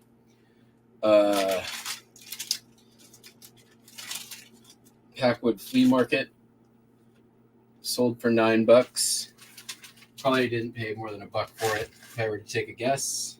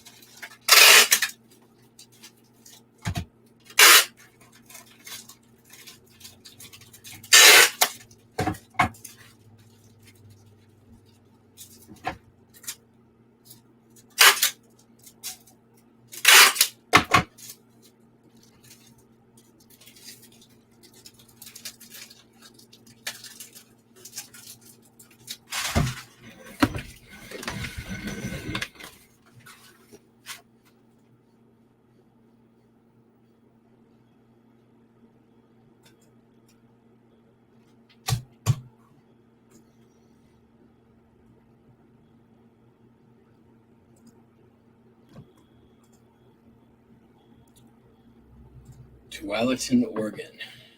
I gotta love those $3 and change Ground Advantage orders. I'm making a couple of bucks off the shipping off that one, so that's good.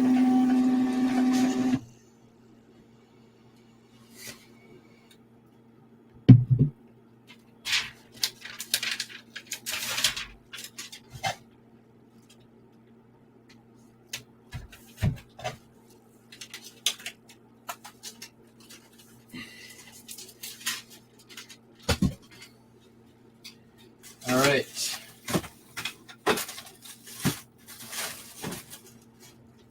Sold a Burke, sold a few Burks, but right now we're going to ship this Burke, The Smiths, Songs That Saved Your Life, revised and edited. Burke on the Smiths. Got this from Amy in the chat, who's not here right now, but thank you, Amy. Sold for $1.75 plus the shipping. Big money. One in New Jersey.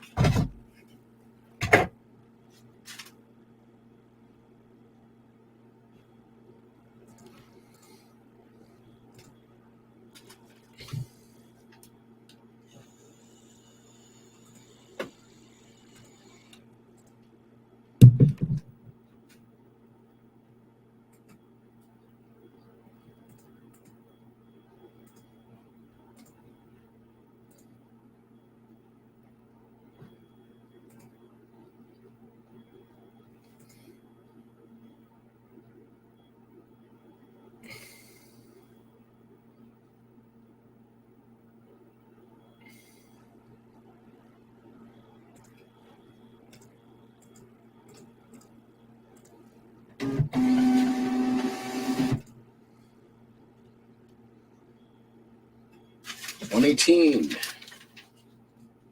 Weird. I'm gonna print it a little funky, but it'll be okay.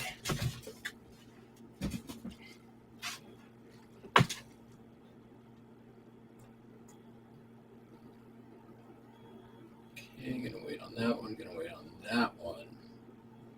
Let's do this one.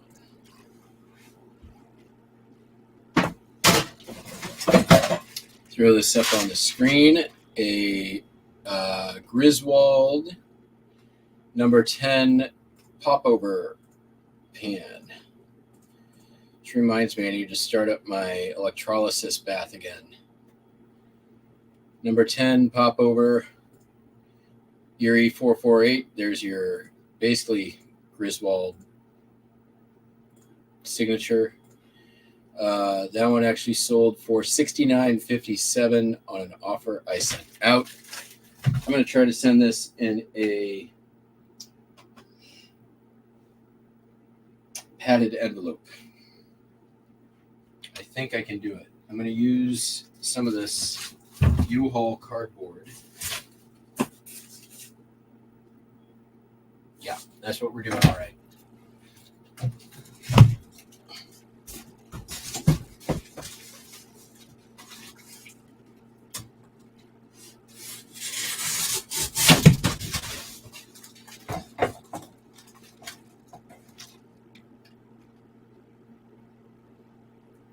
Just double check my thinking here. Yeah, we're going to cut that down a little more. That will fit in with kind of flat rate. Worst case scenario, we'll throw it in a medium flat rate box, but I'm pretty sure we'll be okay here.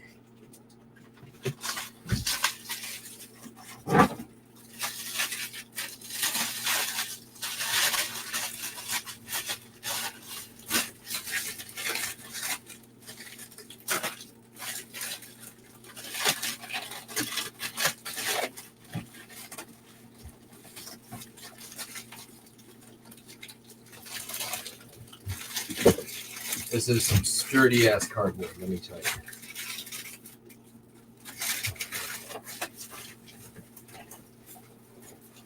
That is going to fully fit in a padded flat rate.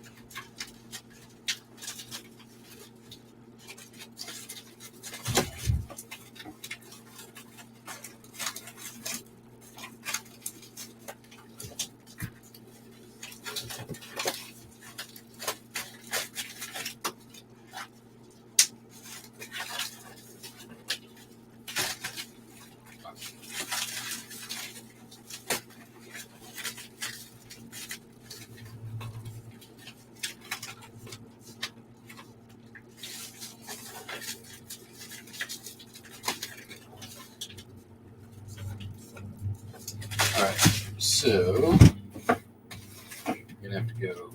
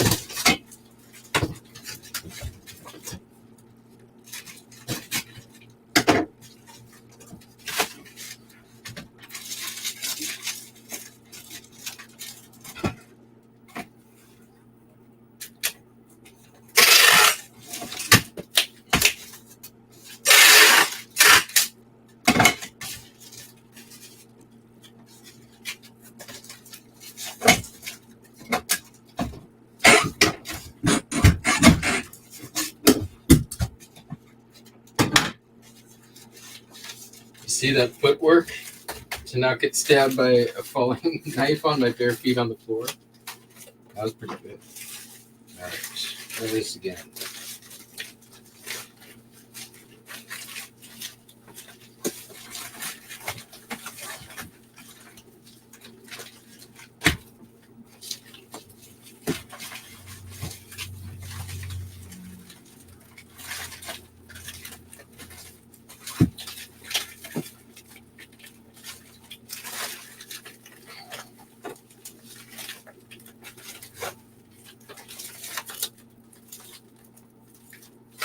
Oh, that is legit.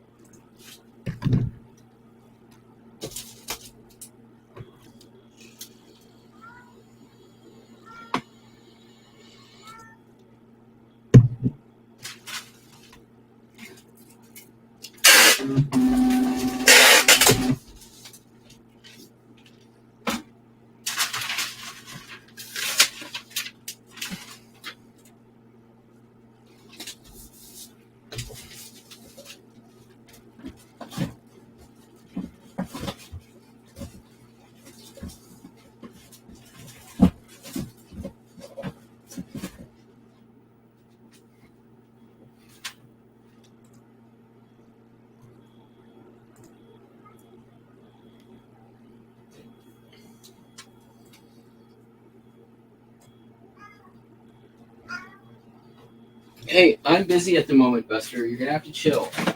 Sold a Canon camera lock. Sold for $15.26. I had 3 of these at one time, and this one is I have 1 left now.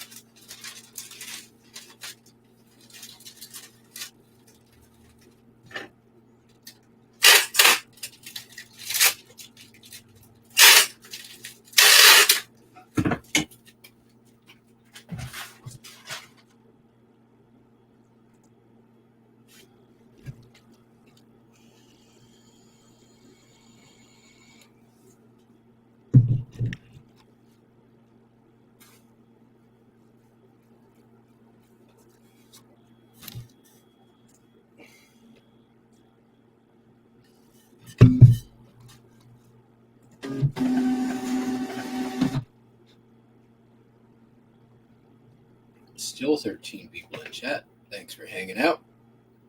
Gonna probably go about another hour-ish. We'll see. I'm not committing to an hour.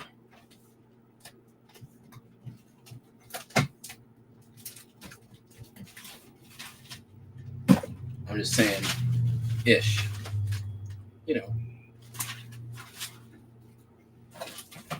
All right. Let's get this out. since they were asking about it. And do I have a good, easy way? I feel like I do. This is 16 inches. That's what she said.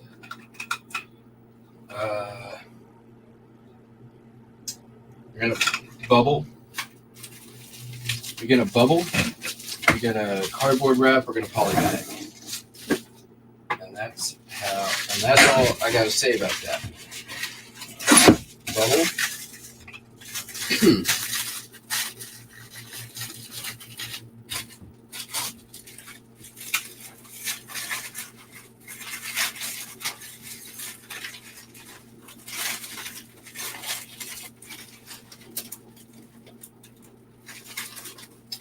I'm even going to just use like the cheap cardboard on this one because this is, I probably don't even need to do that, but I'm going to.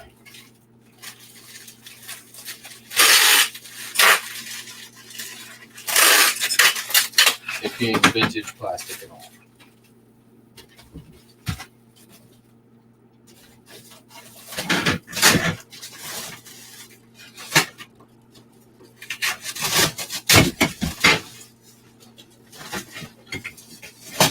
This is that super soft, crappy cardboard they send you with. What was in this? Dual temperature weighted blanket. It's basically cardboard in name only.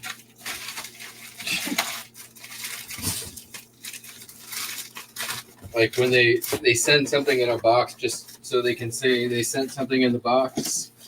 That's pretty much what I'm doing here too, so no judgment. I'm wrapping it in cardboard so that I can say that I wrapped it in cardboard.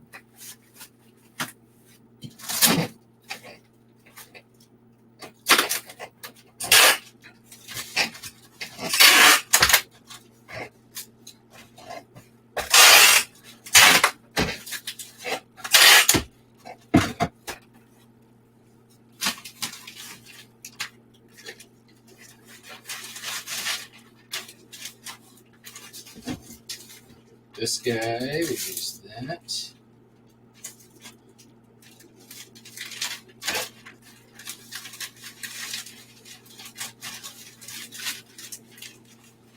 The polybag penis and the polybag vagina.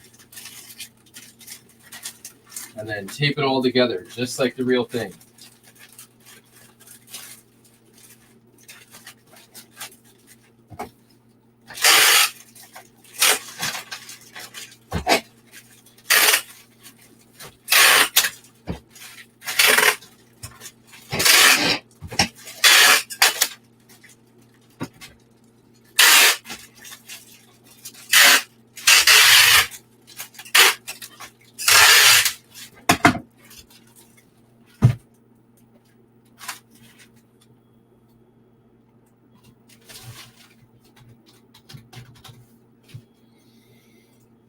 That was a lot of effort for a $7.15 sale, but, you know, it is what it is.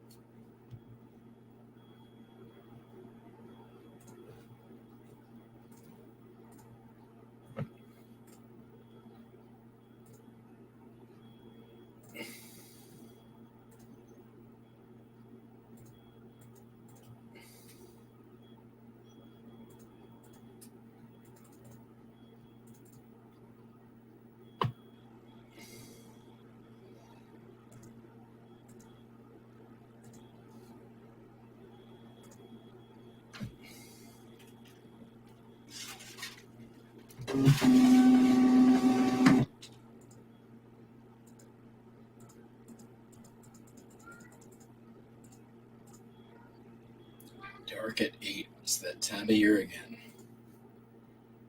The cold, wet hammer. Winter is coming. Nights are cold and full of terrors. right.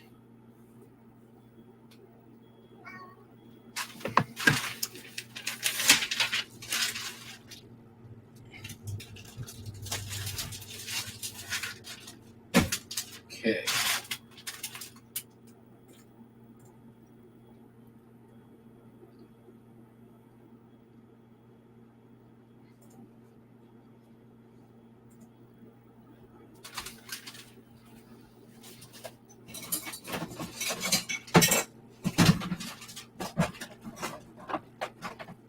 Sold a knife sheath.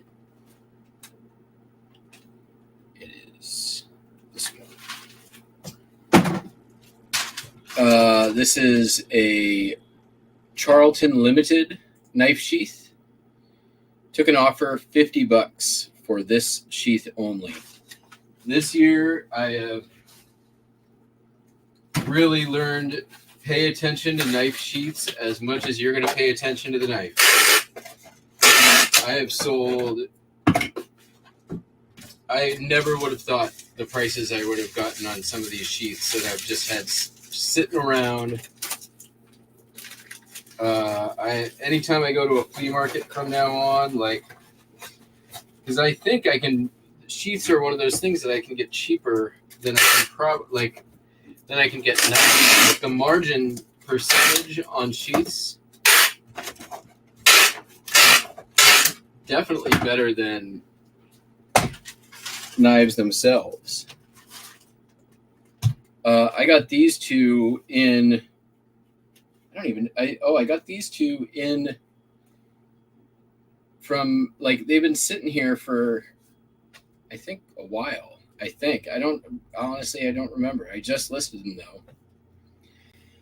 In May, I thought I would be sitting on them for quite some time. I have two, and that one's $50.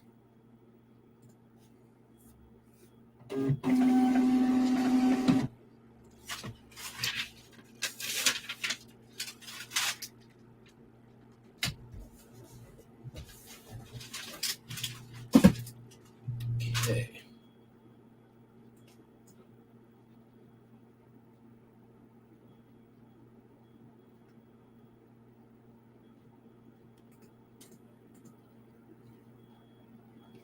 Send out some offers.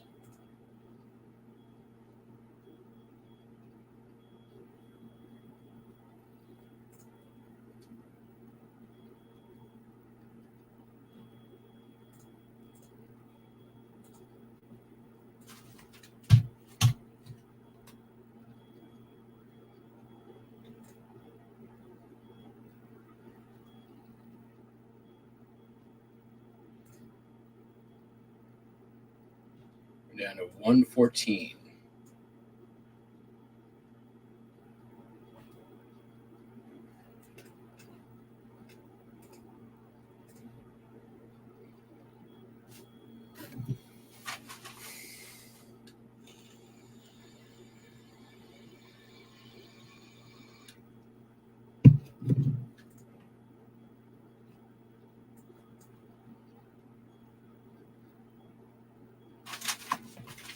Another belt buckle.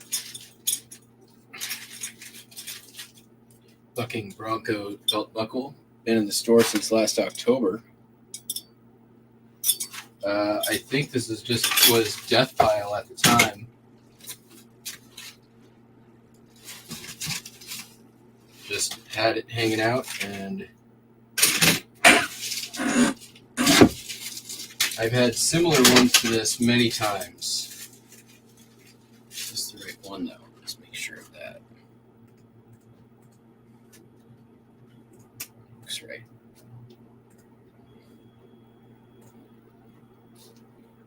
Yeah, that's right.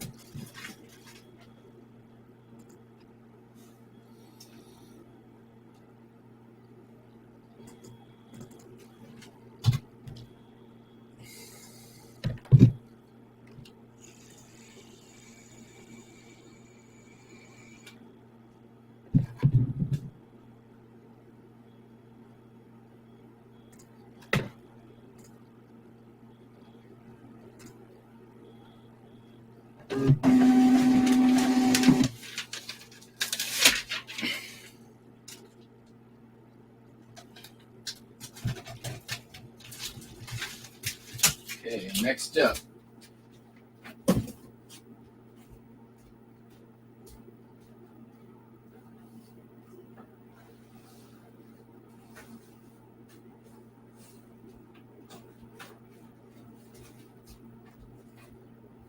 Use these later. Let's see where this thing's going.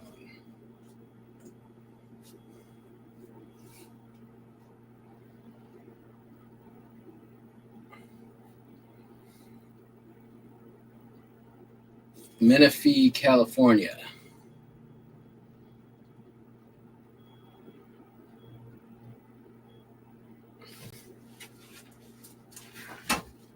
It's this nifty tabletop cassette tape case. I picked this up at the rummage sale at no charge. Let's see if I can find a good enough box for this. I feel like I should have one. Probably alter that one. Oh, yes.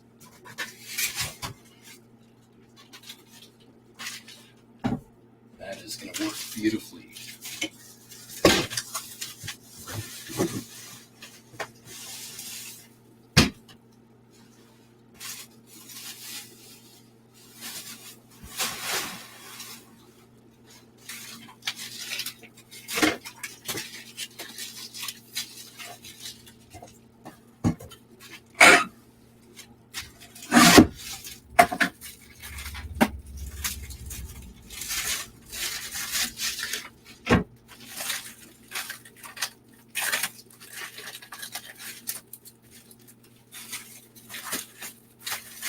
This sold for, it had a bunch of cassettes in it too that I think I listed.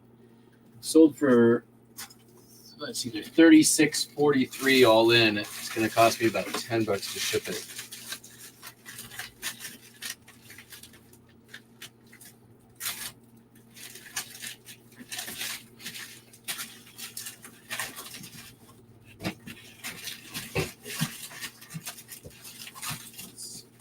Two perfects. It's actually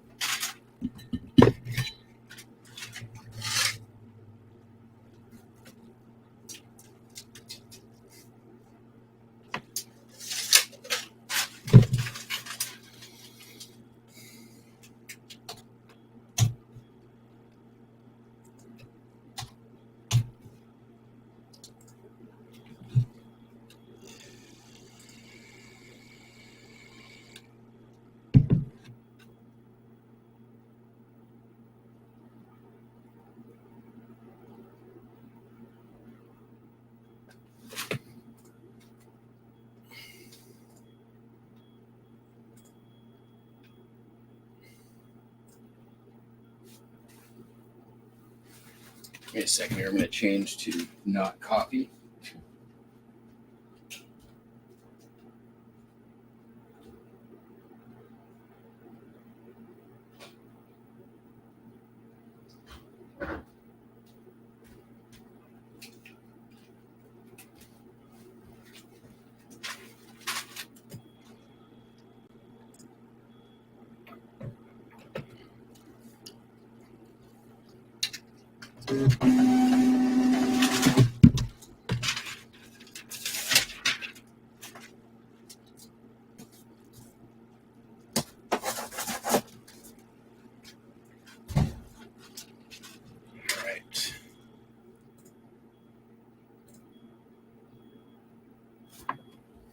Next, customer was asking me about this Dave Ramsey course on something. Dave Ramsey Financial Peace University Kit. Sold for $9.86. This also came from a rummage sale.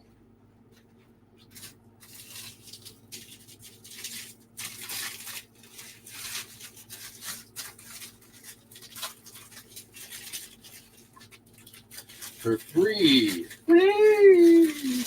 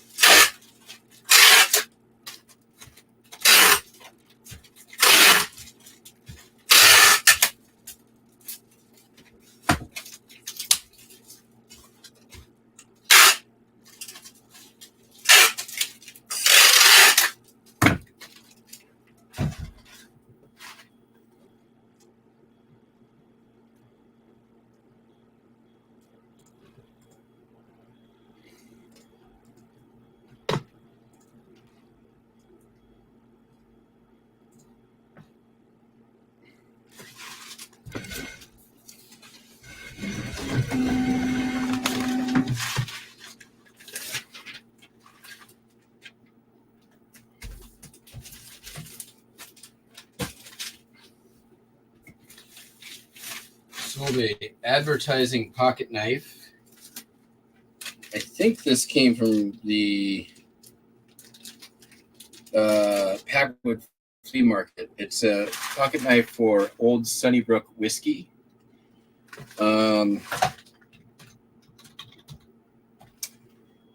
Listed in May.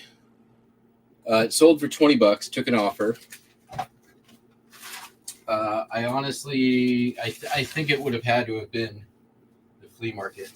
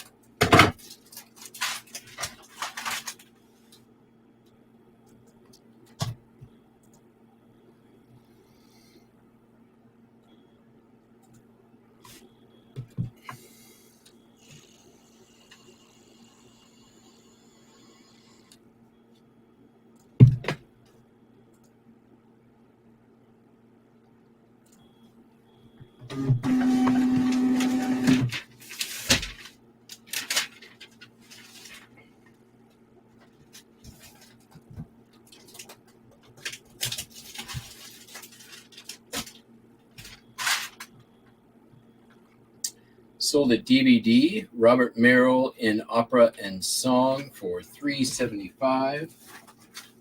Here's the DVD.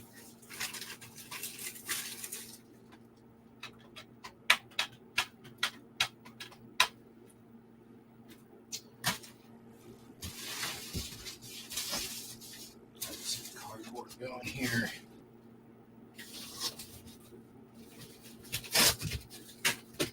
That.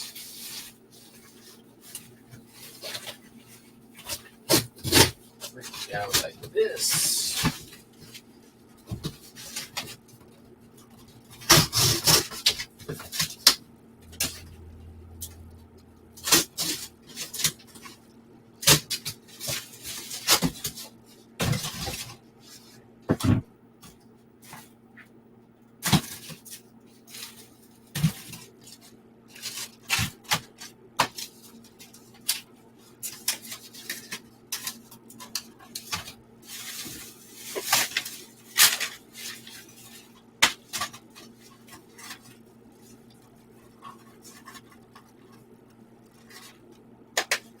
The Voice of Firestone, Robert Merrill. Interesting.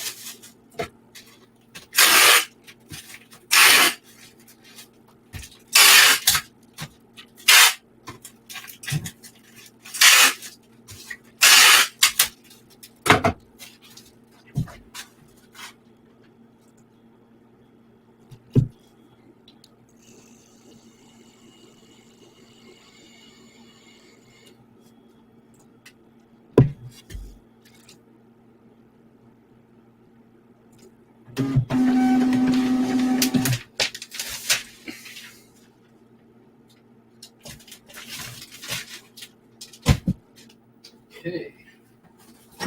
Sold an Avon Jolly Santa Topaz Cologne for $6.26. I feel like I've had this in the store for a while, but no. March 2023. Not a clue where I got it.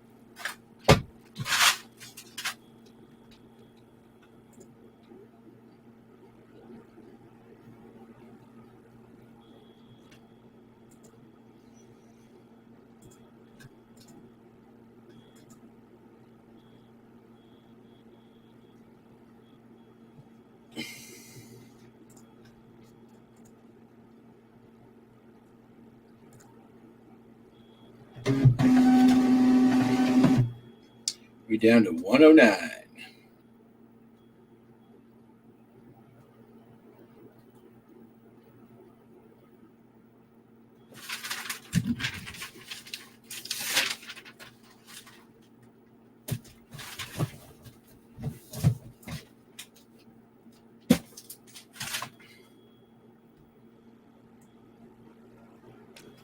How many are 24 hours or overdue?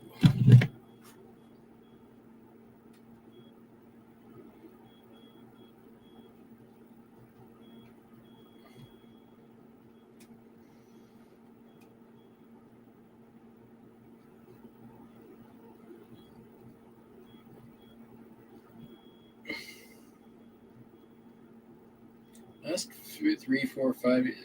We've averaged like the last 5 days about 5.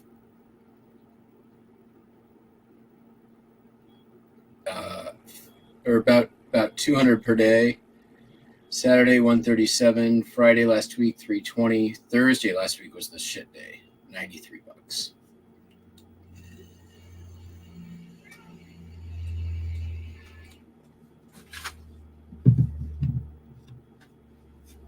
Sold another DVD. Push. That's what it looks like. Push the DVD.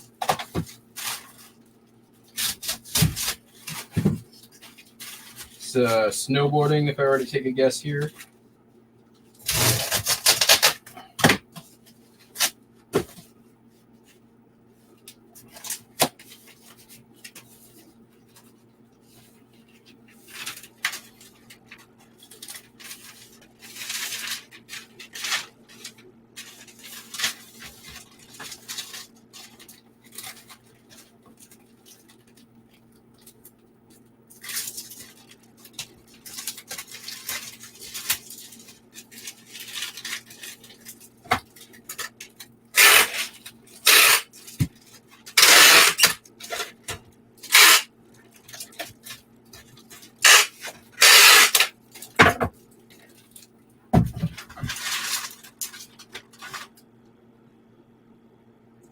$355.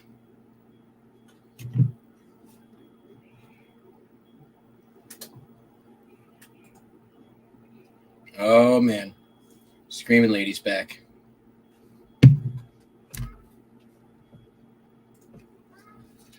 My house sitter was like, texted me while I was out there. He's like, I woke up one night and I thought I heard a witch.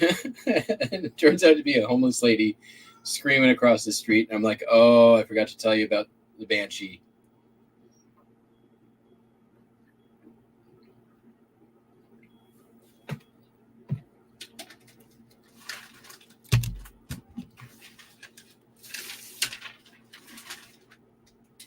I think I mentioned that when I did the ship show at the Midway. All right, what do we got next here?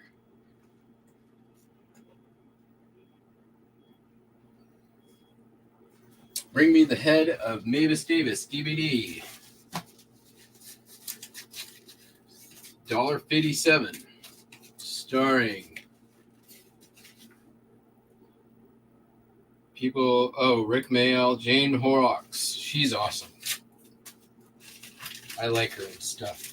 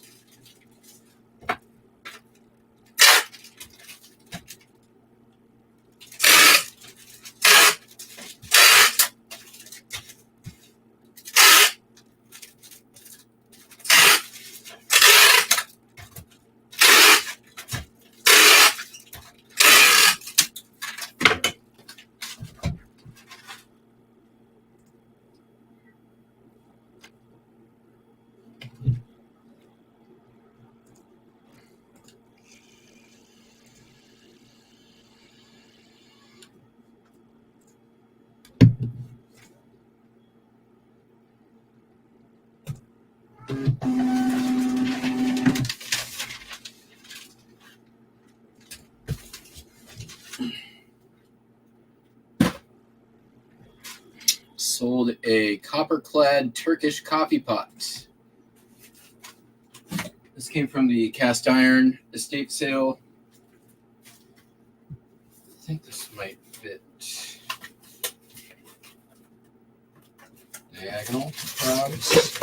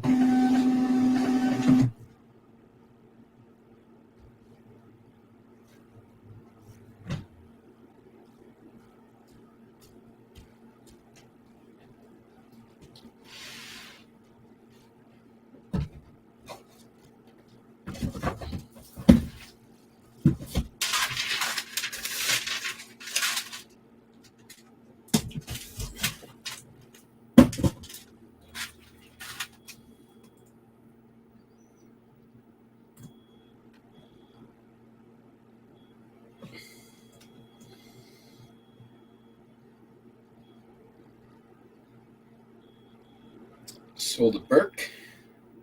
The Wedding Ring by T. DeWitt. $10. Took an offer. Been in the store forever.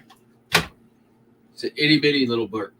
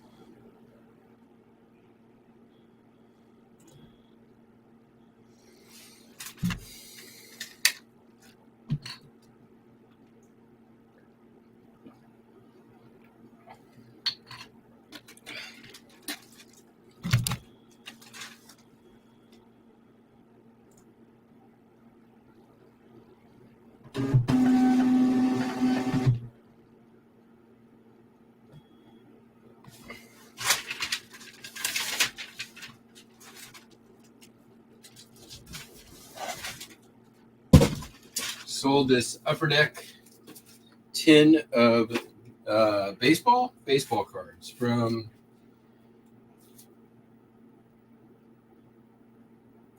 (2003).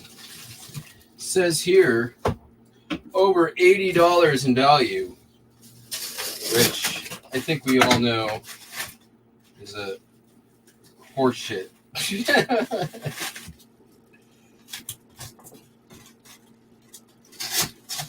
I only got $15 in value. I think I paid $3 for it at a yard sale.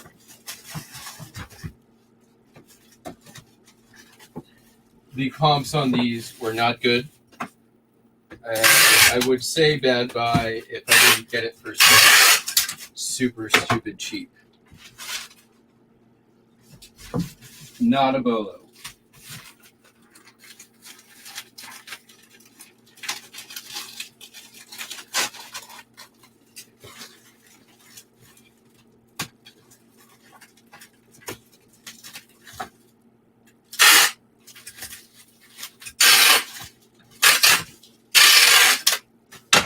Also not something somebody's going to send graded.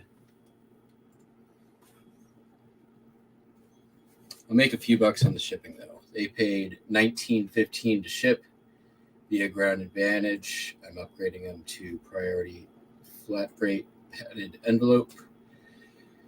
Means I'm making $11 on the shipping.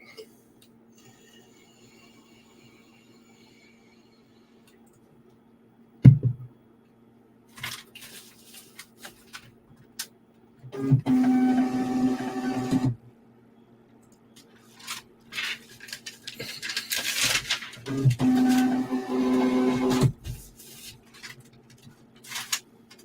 right. Sold a Stampin' Up. Rev Up the Fun. Stampin' Up. Used, bought it at a yard sale. Don't know how much I paid. But it was an amount that was less than the $9.86 that I paid for it. So that's good. It's always good to pay less than you sell a thing for, especially when your business is selling things for more than you paid for them.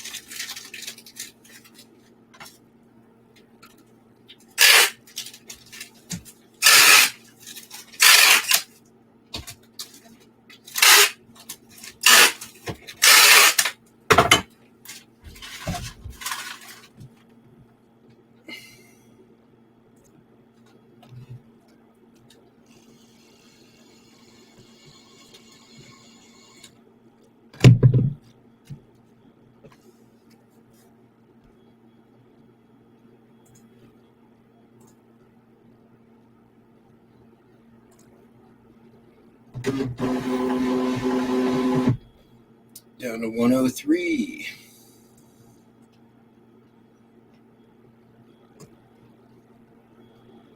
Did just have another order come in, so bumped us up a little bit. Okay.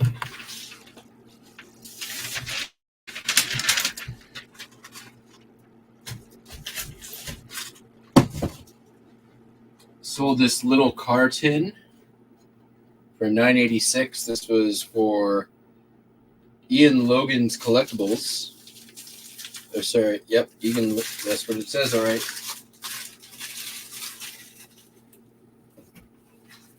Came in a bulk buy.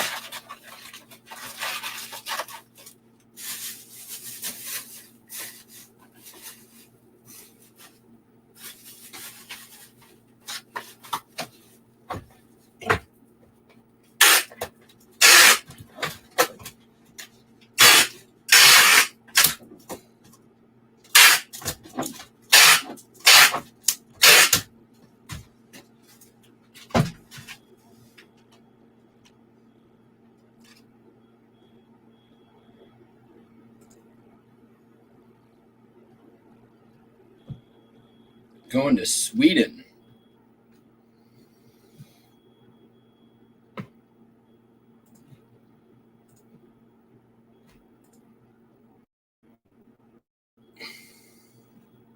Good night, Lori. We're probably wrapping up here. A couple more orders out. I wanted to get down under 100, so that's going to be the finish line here. Which I said I'd go another hour. It's going to be about a little bit less than that.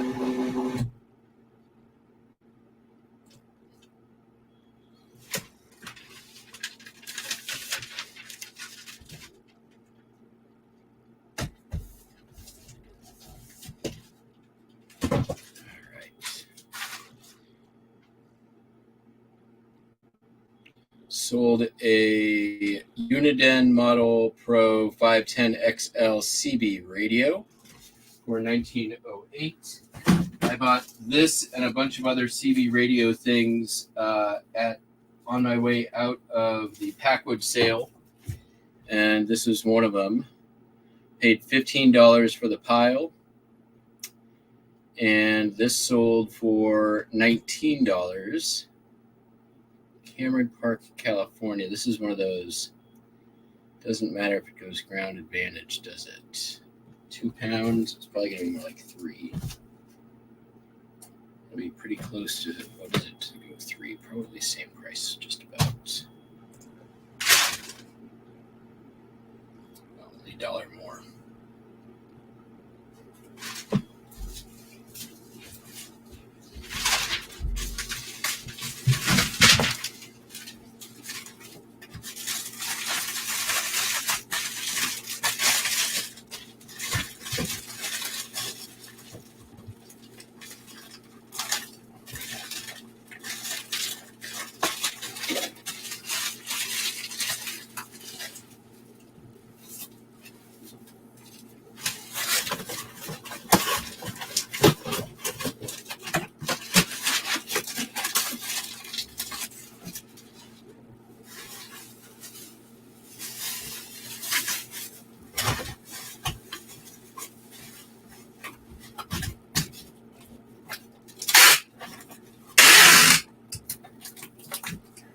I believe Uniden was the Radio Shack brand, so not the most valuable thing in the world, but hey.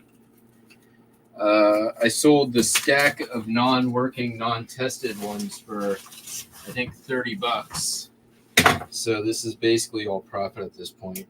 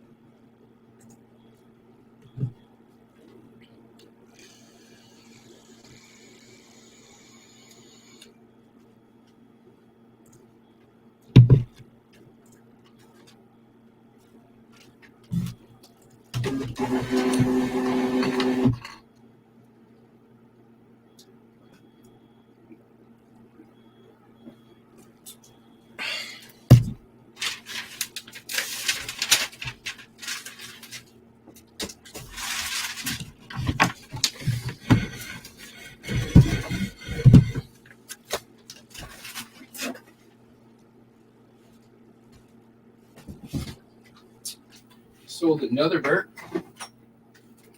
Time to Keep Silence by Patrick Lee Fermer. This has been in the store for a little bit. I picked it up, I think, last October. Yeah, October.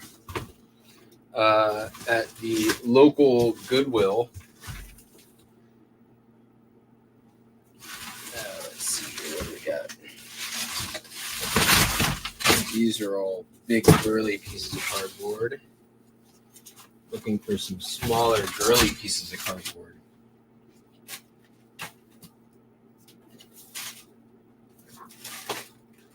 That'll work.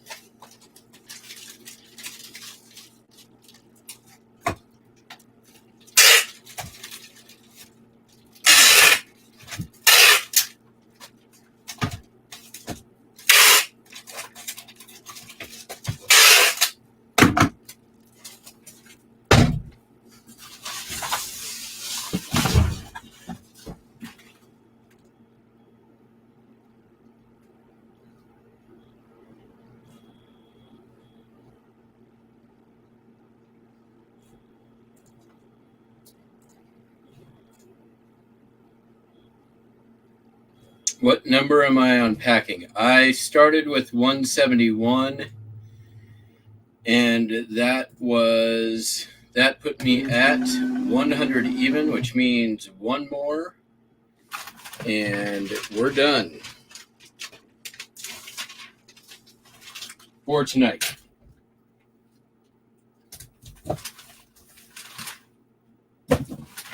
Which means, yeah, we shipped out, well, probably it was more like 75, plus some orders came in.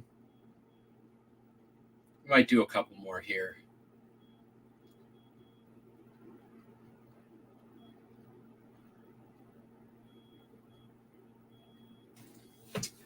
Sold one of these little door stops. Oh, I grabbed the wrong one. Let me go grab the right one. I'm supposed to grab the frog, and I grabbed the mouse. Be right back.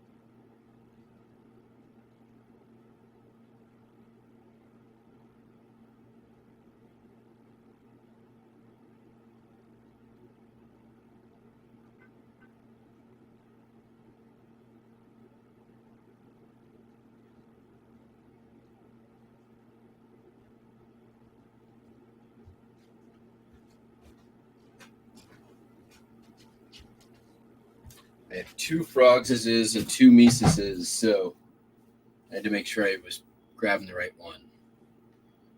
All right, it's going to be hopefully 1 pound ship. It's going to be close. 15.9. Woo.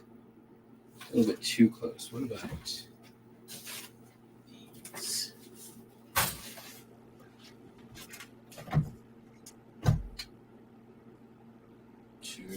Too much.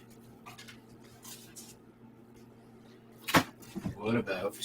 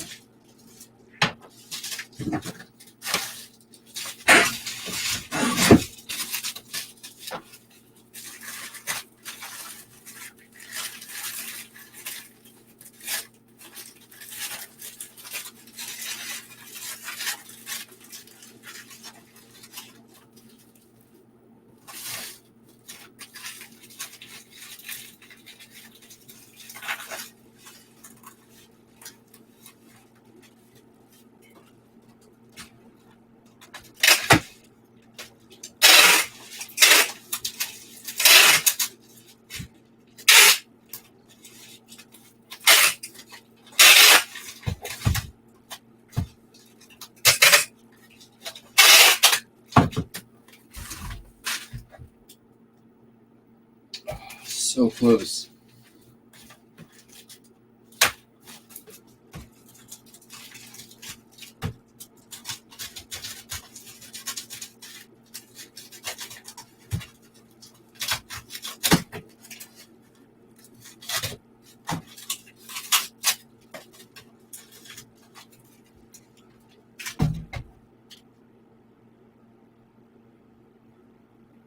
Just going to be a pound. That's all there is to it. A little bit over. I made money on the shipping. I'll be okay. Flat rate envelope. Let's do it.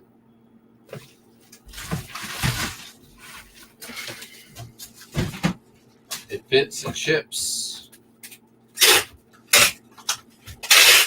It's only, what, $1 difference. So I'm not going to put too much of a fuss up. About $1. We'll make it back somewhere else.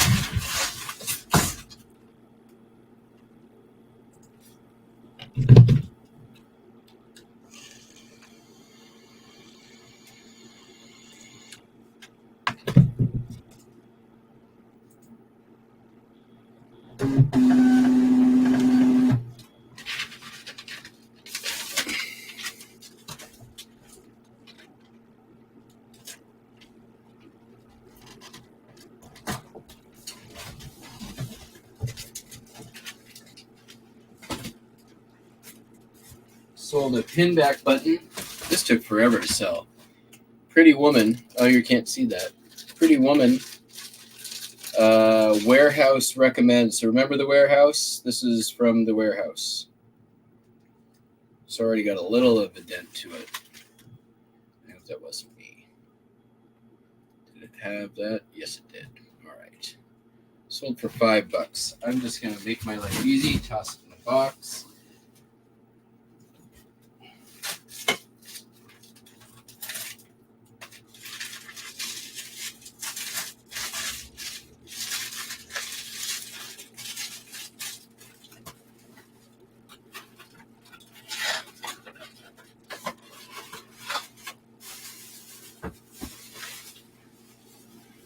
Customer sent me one of them messages about being all fussy about the post office.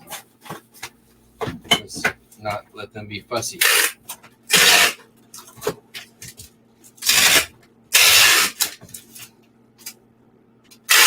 That pen has been in the store for way too long.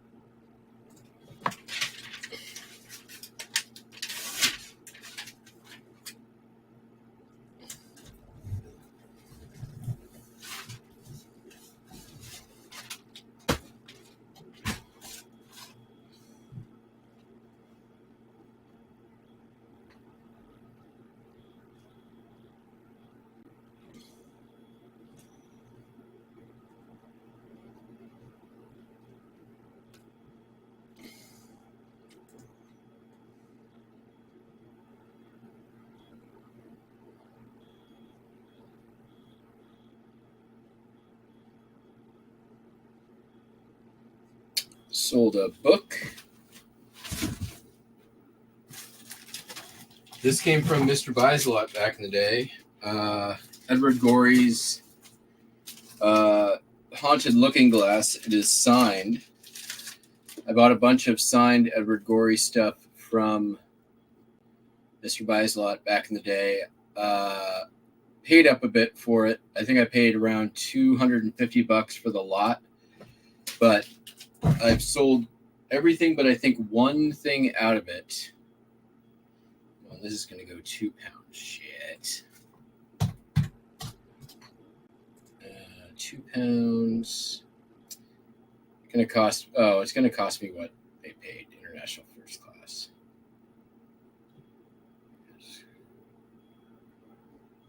It's like $2 more to go first class international. That's not bad.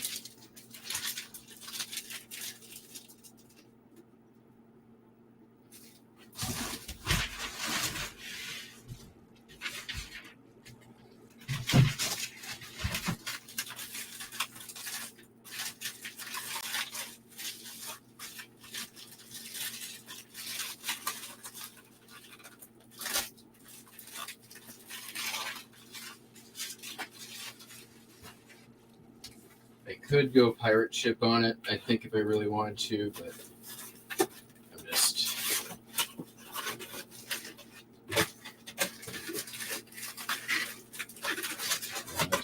What about this? We just cut it up. Got an Amazon box here. This will work. What was this return?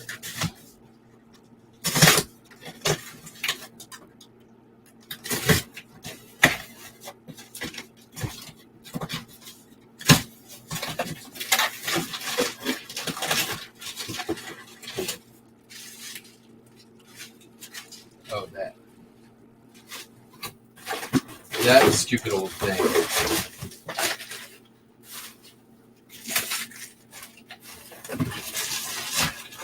That came from that return. It's from the buyout. I did not opt to relist it. Not worth my time.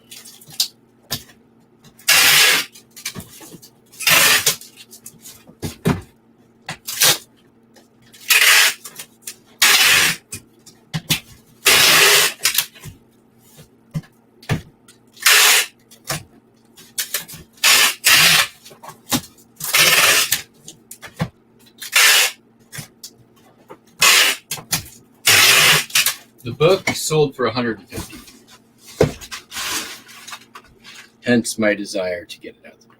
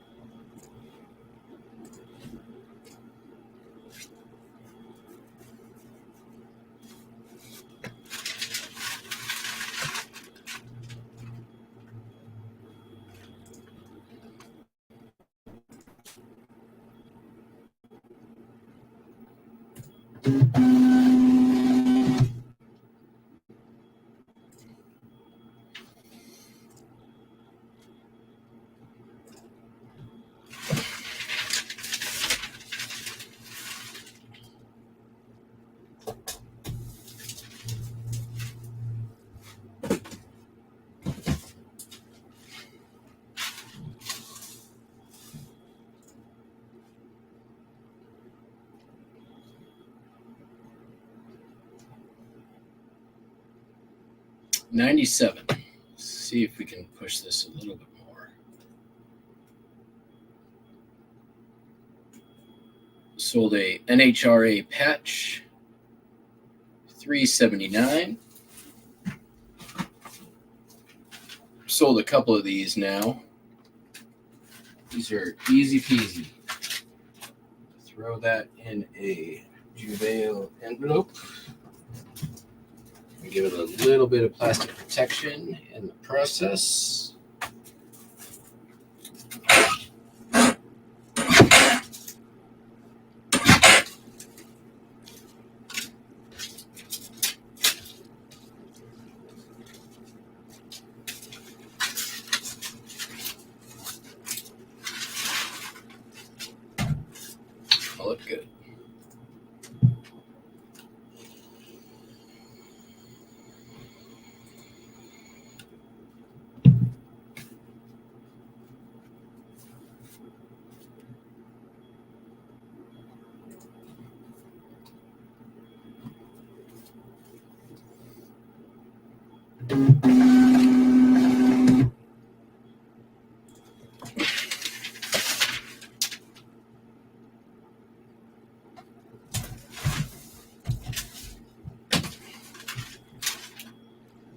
sold a spoon. Does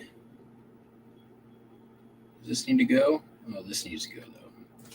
Actually sold a letter opener.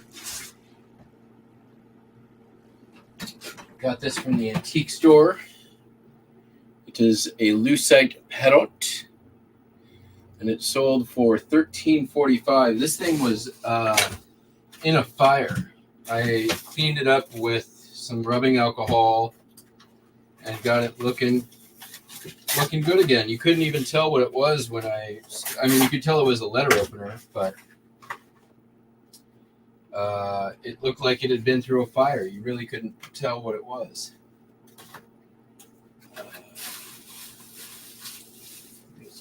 Easy grab bubble wrap. There we go.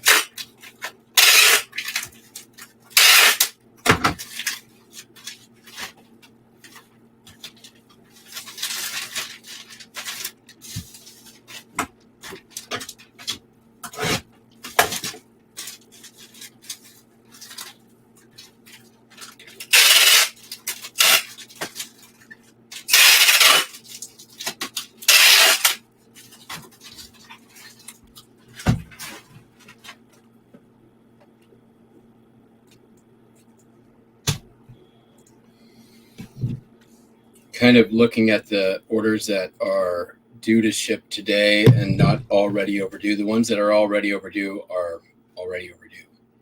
If I can get the ones that are due to ship today, that's the low-hanging fruit. That'll keep my shipped on time percentage right down to 95.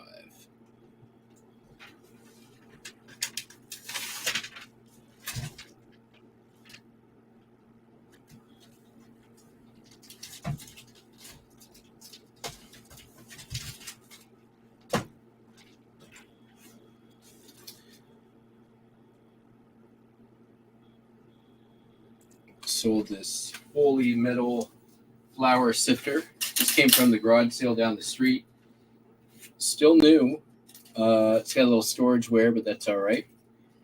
And it sold for $11.66. It's going to be going priority mail. It's just like 17 cents more priority mail. And I get the easy box. So we're doing that.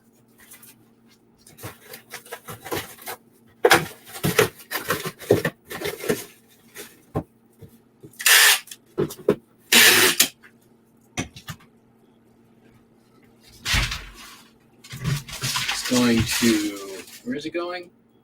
Port Orchard, which is literally like, I could look out my window upstairs and see Port Orchard.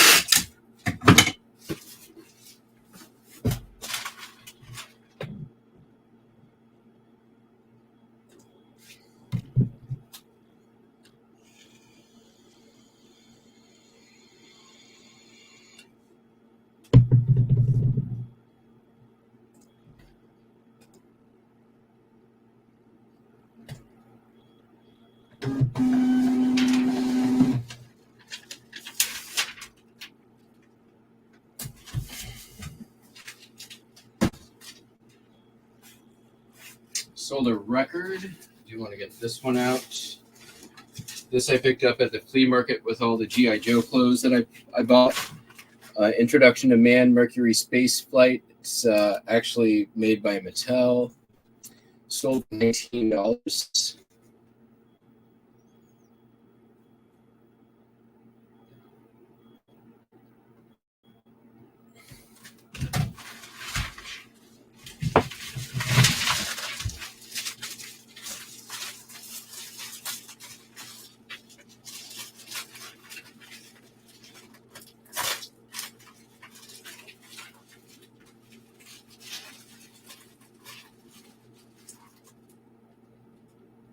How do I want to ship this?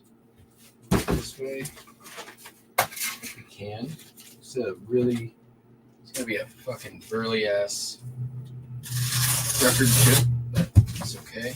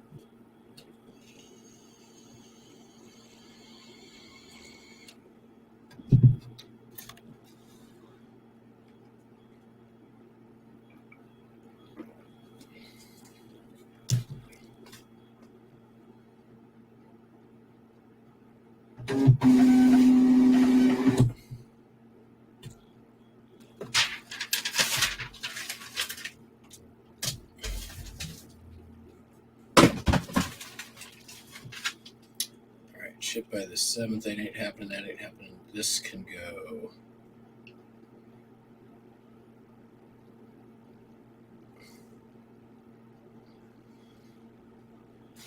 Out of the deeps, another Burke.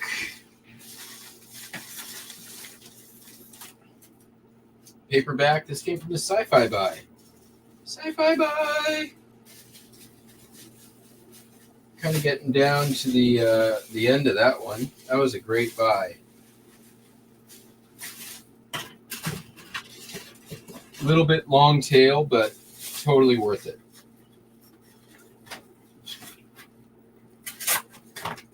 Sorry, I've been neglecting chat here for the last little bit.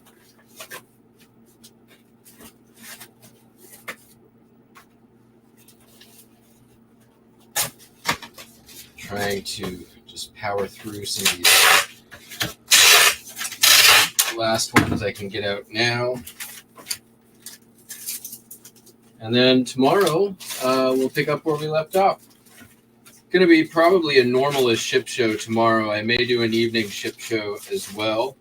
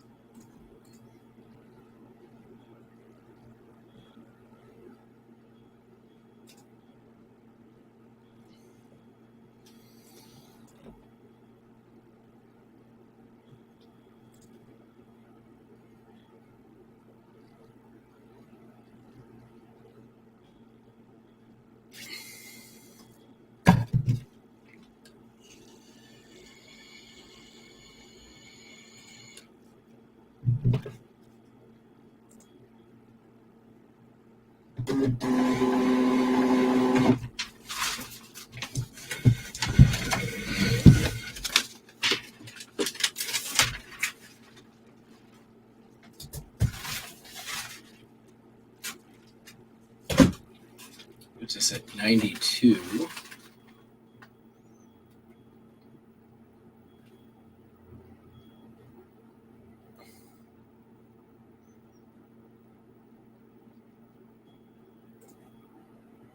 I'm going to go grab one more thing. No, I'm not.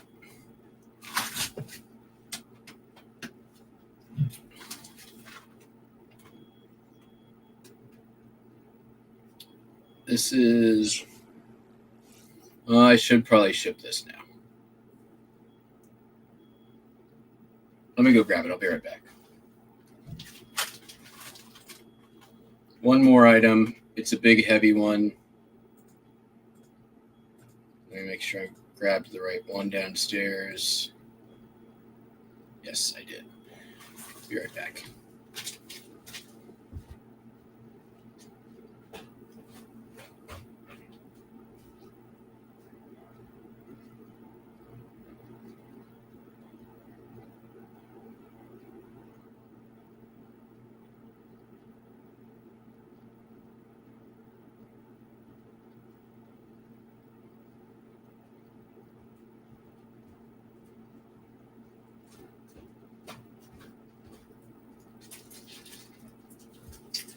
A ESR cast iron Dutch oven. It's already packed. Let's see here. I'm going to go large flat rate box unless that fits in a medium. I don't think it's going to. Flat rate large box is going to be the cheapest. I know it'll fit in that.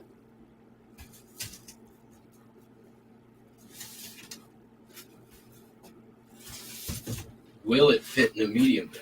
That's the question. Here's a medium flat rate. It's not going to fit in that. All right.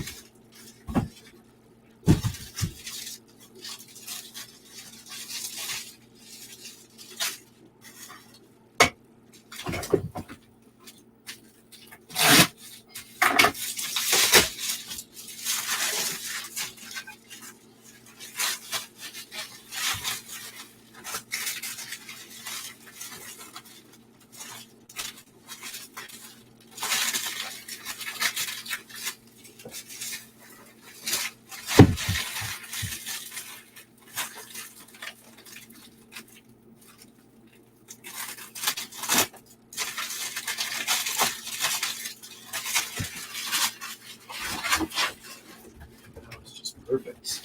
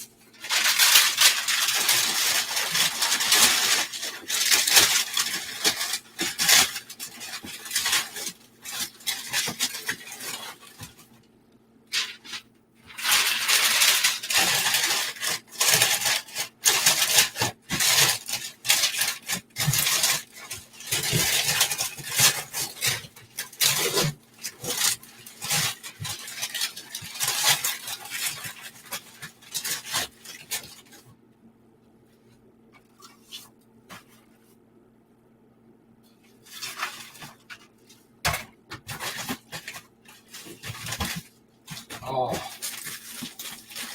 right. I need to make one adjustment, and it's a really freaking annoying one.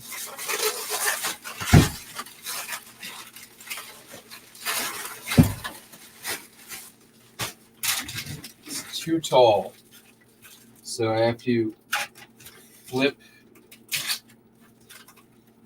the lid upside down.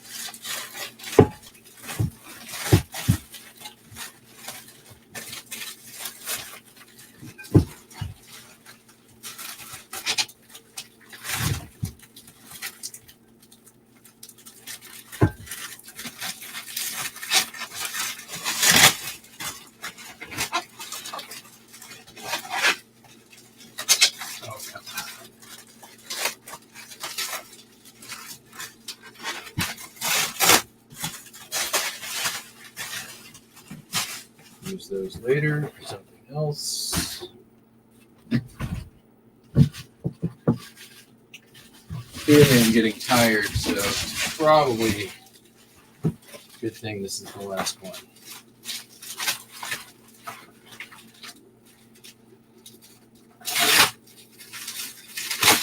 Making silly errors that I should know better than to make. All right. Just do that.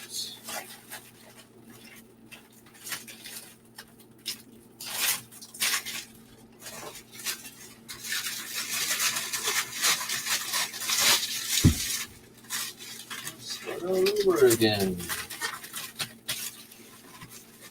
Okay.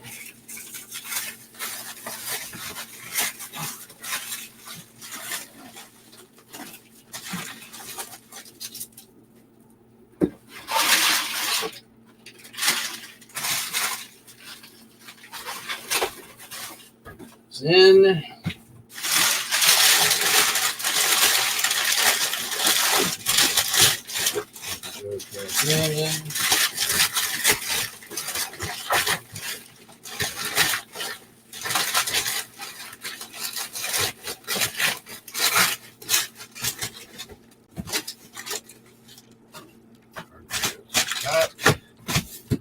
And there we go.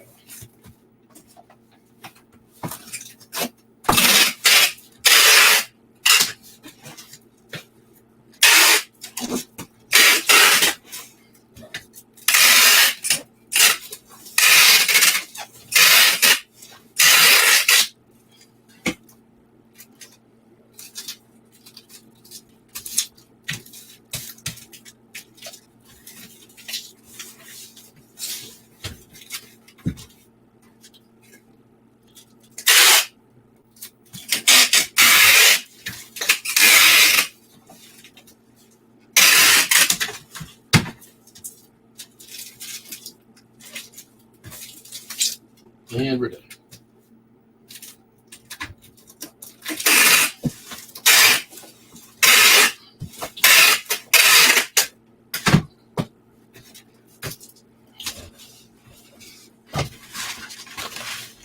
Breaking a sweat over here.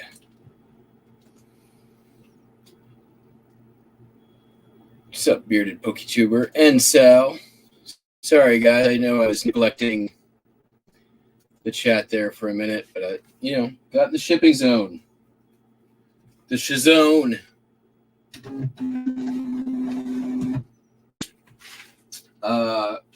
But I'll be back tomorrow doing it all over again. that order brought us down to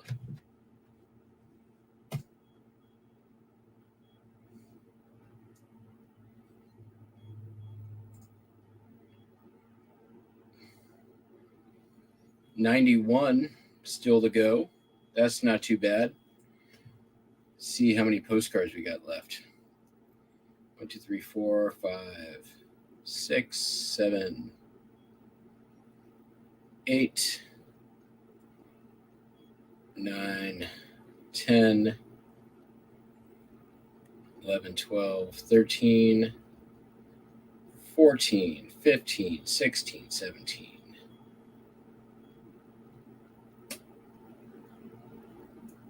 18, 19, 20, 21, 22, 23, 24, 25, 26, 27, 28, 29, 30, 31, 32,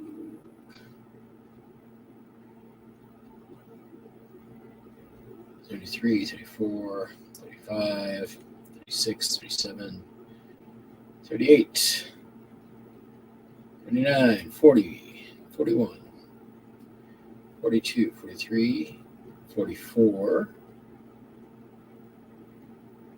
So about half of what's left is postcards. And the only things that have to go out that are shipped by tomorrow are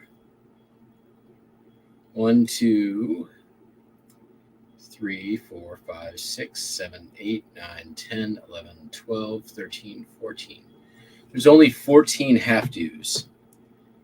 So everything else can ship on the 11th or later.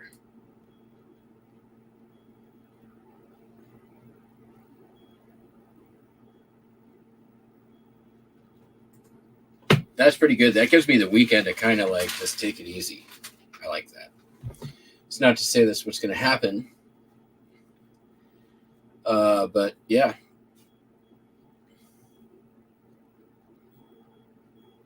This one says ready to ship. Does that mean I have to ship it today?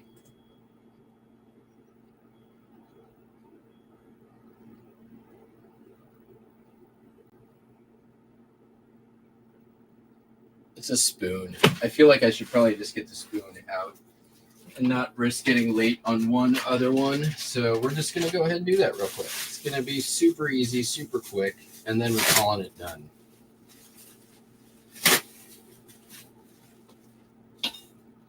It's one of the Dion quintuplets, silver plate spoon, listed at some point. I don't remember where I got it. May 2023. Who knows? Could be anywhere.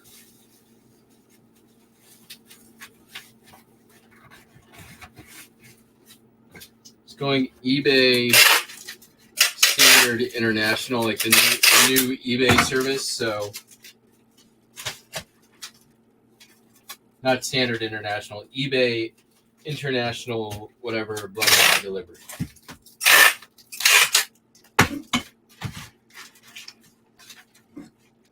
But I'm just going to go ahead and knock it out.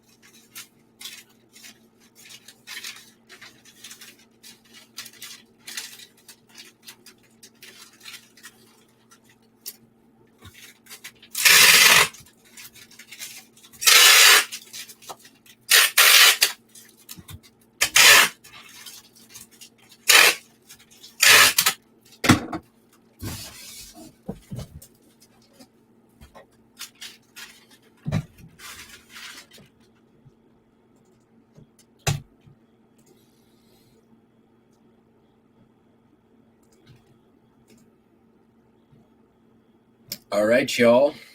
That's going to be it for me tonight. I'll get the tomorrow's show scheduled before I call it quits for the day. Hopefully you can join. Be live tomorrow, 8:30 a.m. Pacific time. Ship show. Hope you all have a fantastic evening. And you know what? We will catch you on the flippy flop. Peace out. Bye.